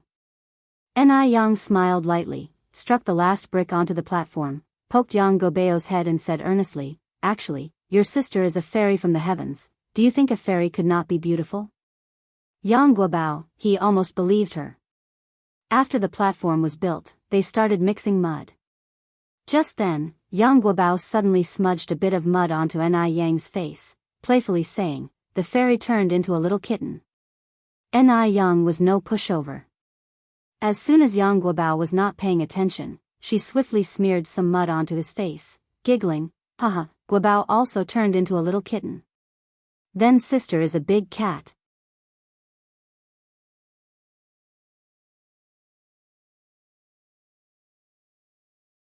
Chapter 48 Super Delicious Bread. _1 After several busy hours, the bread oven was finally finished. About half a person high, the oven was quite large, shaped like a teddy bear's head and looking very adorable. Looking at her own handiwork, Ni Yang nodded with satisfaction, casually picking up a twig and writing Summer of 1983 on the soft teddy bear head. After thinking for a moment, Yang Guobao took the twig and added a line beside it, Sister and Guobao, and drew 2 simple little figures as well. Compared to Ni Yang's spirited handwriting, Yang Guobao's was clearly more childlike but not ugly at all. It had its own unique beauty. After the bread oven was completed, the next step was to remove the padding inside and then start testing the oven. Taking advantage of the gap while lighting the fire, Ni Yang brought out the flour she had prepared to rise in advance, kneaded it into balls and shaped it into loaves. About an hour later, Ni Young extinguished the fire in the oven, scooped out the ashes with a shovel, and after cleaning, carefully put the newly made bread in and closed the small door. Next was the step of baking the bread. "Sister, will we really be able to eat bread in a while?" Yang Guobao, standing on tiptoe, asked curiously. "Of course we can." Ni Yang curled her lips slightly. "In fact, the principle of a bread oven is the same as an oven, it's even more handy. So how much longer do we have to wait before we can eat the bread?" Yang Guobao was still standing on tiptoe, watching the bread oven without blinking, his eyes full of anticipation. Ni Young, patting his head with a smile, said, "Don't be in a rush, it'll probably takes about 40 minutes. Upon hearing this, Yang Guobao immediately ran into the house saying, "Then one will go check what time it is now." While waiting for the bread to bake, Ni Young began preparing dinner. Ni Young washed 2 ears of corn, planning to cook corn porridge for dinner to eat with the baked bread. Although corn doesn't contain much protein, it has plenty of carbohydrates and dietary fibers that can promote bowel movement, can dilate blood vessels to guard against hypertension and delay aging, and can nourish the skin. After rinsing the corn and rice, she put both in the casserole with water to boil, and soon a fragrant aroma filled the air. While the porridge was simmering, Ni Young prepared 3 small dishes. Sliced cucumber, stir-fried egg with chili and fried shrimp with green peas. Cucumber, known as refreshing vegetable, not only has a delicious taste but also effectively beautifies and helps in losing weight. Don't underestimate eggs, they can nourish the skin and blood in addition to their heat-relieving effects. Chili can eliminate the problem of overnight food, improve appetite, ward off bad luck, and eliminate various fishy smells and poison. And as for fried shrimp with green peas, there is no need to mention, it helps in breast enhancement. Breasts. The second most important part of a woman's body. In order to make meals more effective, Ni Young made a special beauty food combination recipe, every meal combined very well. Ni Young as usual prepared a medicinal soup for Ni Tsuehua. Yang Guobao was watching the fire in the stove while she went to deliver the medicinal soup to Ni Tsuehua. Through half a month of diet therapy and medicinal therapy, Ni Tsuehua's condition has significantly improved. Her originally pale complexion has become lighter, wrinkles around her eyes slowly disappeared and she looks much more energetic. "Mom, first drink the medicine. When Auntie and I comes back, we can start the meal." Ni Young handed the bowl in her hand to Ni Tsuehua. Ni Tsuehua took the bowl, curiously asked, "I just heard a lot of noise in the yard, what are you doing?"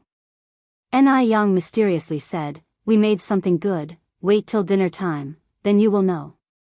Ni Tsuehua laughed helplessly. "You." After coming out of Ni Tsuehua's room, Ni Yen and Yang Guobao went together to fetch bread from the oven. Yang Guobao, holding a plate and with a face full of excitement, followed behind Ni Yen. He sniffed like a kitten. "Sister, I think I can already smell something delicious." Ni Yen smiled faintly. "Really?" Yang Guobao nodded frantically. "Really, really." Upon reaching the oven, Ni Yen opened its little door. Immediately, a scent of milk pounced upon them.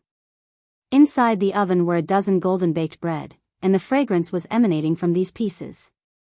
"Wow, so beautiful." Yang Guobao couldn't help exclaiming, "Sister, you are really amazing." The bread crust was crispy and scrumptious, and the inside was incomparably soft.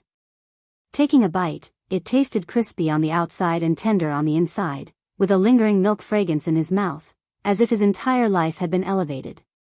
Yang Guobao praised incessantly, "So delicious, really so delicious.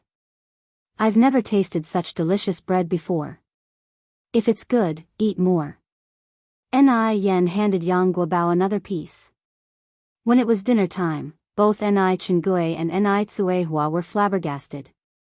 None of them could believe that this beautiful bread was made by Ni Yen. Ni Yen explained with a smile that it was baked in the outdoor bread oven.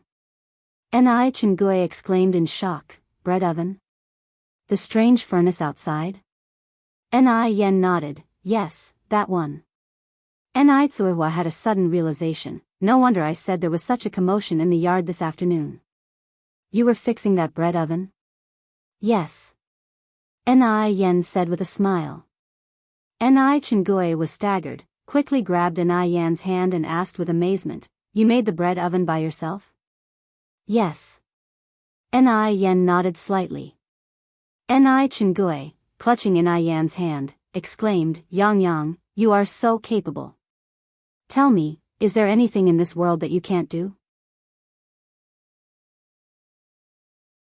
Ni Yan's hands were delicate and soft, white as jade.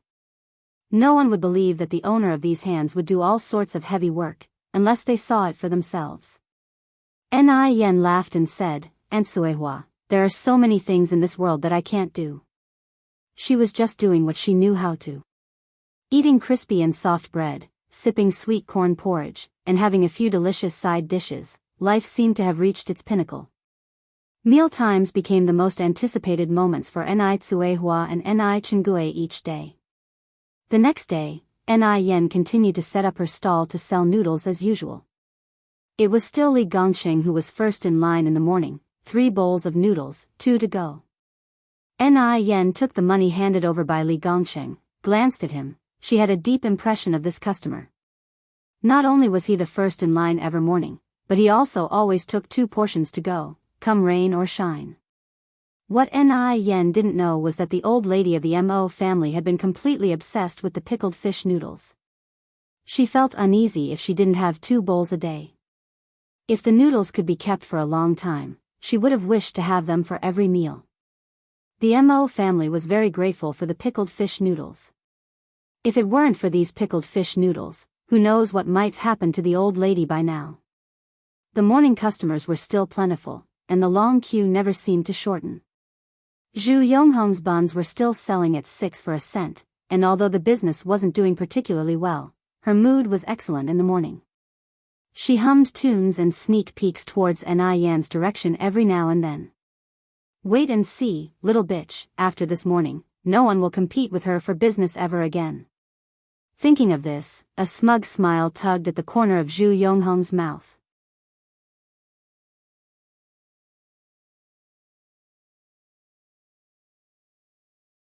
Chapter 49 Ingeniously Solve I, Here are your noodles. Ni Yang served the steaming noodles to a tableful of customers with a friendly smile on her face. Just then, a violent thump echoed from the neighboring table. "Boss. Can you come here?" Ni Yang slightly furrowed her brows and turned around in confusion. She smiled and asked, "How may I first assist you?" The table was occupied by 2 stocky, frowning, and fierce-looking men who seemed to be troublemakers. Ni Yang could predict how things were going to unfold. Having spent many years in the restaurant industry in her previous life, she had encountered all sorts of people and situations. "Look at this." One of the men stood up and slapped the table, glaring at Ni Yang. Ni Yang looked down to find a fly floating in the golden noodle soup. That was disgusting. The other burly man also got up abruptly and loudly shouted out, "Everyone, come look first. This deceitful seller is making money off us, and we even found a fly in our noodles. Suppose we got sick, whose fault would that be?" On hearing this, the other patrons instantly became restless and gathered around. They started throwing accusations. "Disgusting. There's a fly. This is incredibly unhygienic. Boss, you need to have a conscience to do business. How could you serve us such food? Refund. We want a refund." The customers crowded around Ni Yang, demanding refunds. The anger in the room was palpable. Thankfully, Ni Yang was a young woman, which probably prevented things from escalating to physical violence. After all, finding a fly in a bowl of noodles was a serious health hazard. "Everyone, please settle down," Ni Yang calmly addressed the crowd. Her face was free of stress, a faint smile played around her lips. She looked at everyone calmly, displaying an air of authority that was hard to resist. Miraculously, the crowd fell silent and turned their attention to her. Zhu Yonghong folded her arms, watching the unfolding drama with anticipation. She wanted to see how Ni Yang would get herself out of this situation. There was a fly in the noodles. Even smooth talk wouldn't quell the crowd's anger. As Ni Yang looked at the crowd, she opened her mouth to speak. Everyone, rest assured. I, Yang, would never dishonor my conscience. I will bring clarity to this matter and provide a satisfactory explanation. One of the stocky men walked out and said sarcastically, You've never dishonored your conscience? Your words sound even better than singing. But my brother and I found a fly in our food. What is your explanation? Today, unless you eat that fly yourself, this matter won't be settled. Yes. We insist that this deceitful seller eats the fly herself, voices from the crowd echoed. Eat it up. Eat it up, others chimed in fervently. Watching all this, Zhu Yonghong's smirk deepened. Despicable woman, you're finally getting your dues. You won't be so arrogant now. Yang seemed unfazed. She casually raised her hands in a manner that exhibited great authority, immediately bringing quiet to the crowd once more. If this fly had actually fallen into the noodles due to my negligence, then you are right to ask me to eat it, and I wouldn't object. But it's clear someone dropped it into the soup on purpose, to stir up trouble. I, Yang, am not a pushover. Her tone was light but decisive, cutting convincingly into every ear present. With just one sentence, she captured the heart of the matter. The crowd exchanged perplexed looks. Wasn't it strange? They had been eating Yang's noodles for a long time. Nobody had ever found a fly or even a single hair in their bowls. How come only these two men had found a fly? With that in mind, they all turned their gaze on the two stout men. The men's eyes flickered with disbelief. They had not expected Yang to respond so calmly and then to bring up such a point. In their eyes, Yang was just a naive young woman, pretty but not particularly special. They thought she'd get flustered in such a situation. Rather, Yang was more composed than one would expect of an adult. This was indeed strange. They had done similar things to other vendors. Most had chosen to keep the peace, secretly giving them money and begging them not to make a scene. Why hadn't it worked on Yang? No, they had to tarnish Yang's reputation today, or they would lose face. Resolute, one of the men angrily glared at Yang. Are you accusing us of deliberately bringing the fly to frame you? Isn't it? Yang replied, her eyebrows twitching defiantly. This incensed the other man, who immediately fumed. What a load of bullshit. Why the hell would I frame you? If you don't explain yourself today, it'll wreck your stall. You won't be able to conduct business again in your life. Yang gently rested her hand on the table. As if by magic, the man wasn't able to move the table an inch, regardless of how hard he tried. The burly man glanced at Yang and nervously swallowed, perplexed. Did such a skinny young woman possess such strength? Was it an illusion? Yang stood her ground, one hand resting on the table while the other picked up a pair of chopsticks. She squashed the fly in the broth and addressed the crowd. Everyone, watch closely. This is an intact fly. If it had fallen into the noodles while I was cooking, it would have been boiled to mush by now. Its body wouldn't have remained so intact. Also, the fly's wings are dry and haven't touched the soup. This means someone must have recently dropped it into the bowl. If you don't believe me, you're welcome to inspect it yourself to see if what I've said makes sense. Yang spoke logically and convincingly, leaving no room for doubt. Upon hearing her, the crowd huddled around Yang, murmuring among themselves. The boss is right, the back of the fly is indeed dry. She makes sense, she makes sense. I'm sorry, boss, my earlier words might have been a bit harsh. It's all because of those two. If they hadn't caused trouble, we wouldn't have acted so.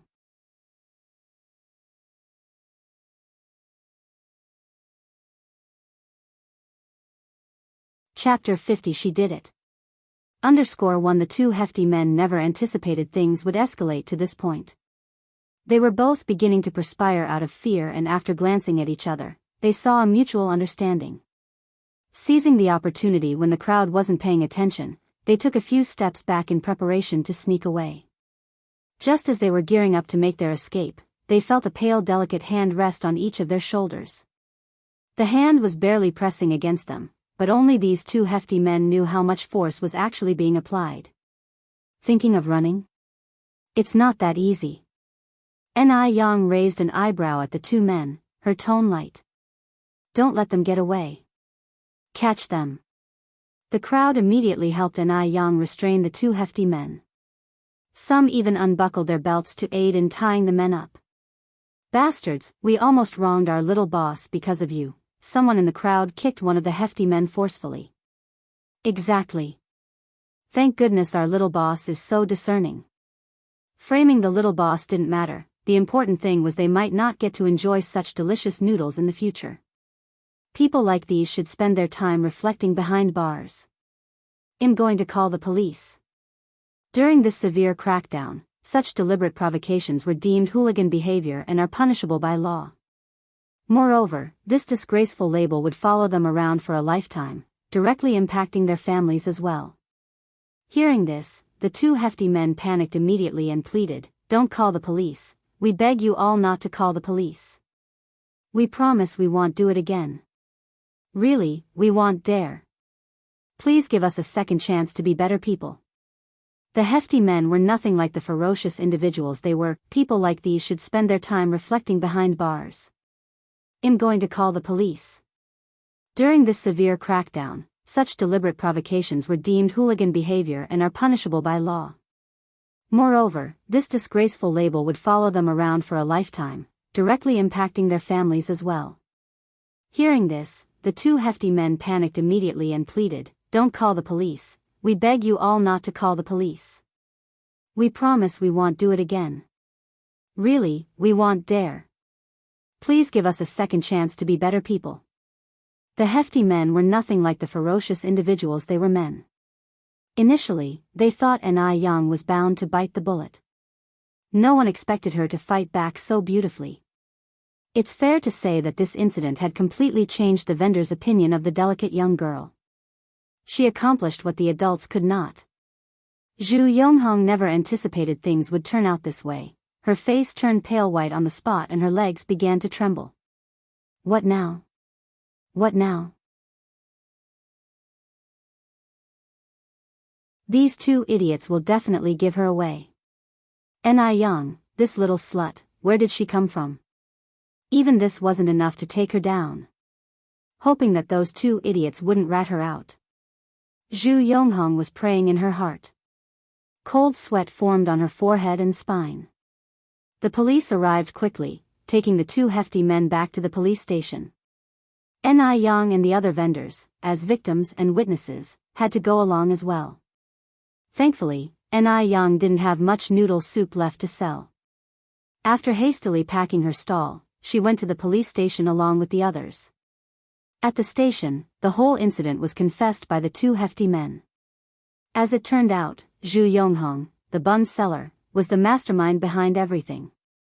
Learning about the truth, the other vendors couldn't help but lament. Who would have thought that young Zhu Yonghong was this kind of person? TSK. She looks decent, but she carries out actions that are inhumane. I knew from the look of that mother and daughter that they were no simple figures. How could we have such people on our street? Now that the truth surfaced, Zhu Yonghong was destined to pay for her crimes behind bars. When the police arrived at Zhu's house, Zhu Yonghong was having dinner. She had held a ray of hope deep down. The moment she saw the police, she was so scared that she dropped her chopsticks. By the time Yang left the police station, it was already 12:30 in the afternoon. Outside, a gentle breeze was blowing, and the sun was just right. Seeing such dazzling sunlight, Yang's mood lifted. Shielding her eyes with her hand, she looked up at the sun, a slight curve blooming on her lips. It feels wonderful to be young. Just like this, Yang gazed at the sun, feeling a wave of unprecedented ease. The moment Mo Baichuan stepped into the courtyard of the police station, he was captivated by the scene before him. The person in the sunlight was smiling faintly, radiant as a summer flower, bathed in golden light. A gentle breeze blew, causing her hair to dance in the air, forming a perfect curve. It was indeed a stunning scene as if depicted in a painting. The person seemed familiar. Mo Baichuan slightly narrowed his eyes. His deep phoenix eyes were filled with darkness, his lips almost drawn into a thin line. The aura around him instantly turned cold. He remembered. This was Mu Yang. The same little rural girl who had saved him, and then conveniently stole his watch. Such a good-looking face, he wouldn't forget. The young girl was so pretty, it was puzzling why she had to resort to stealing.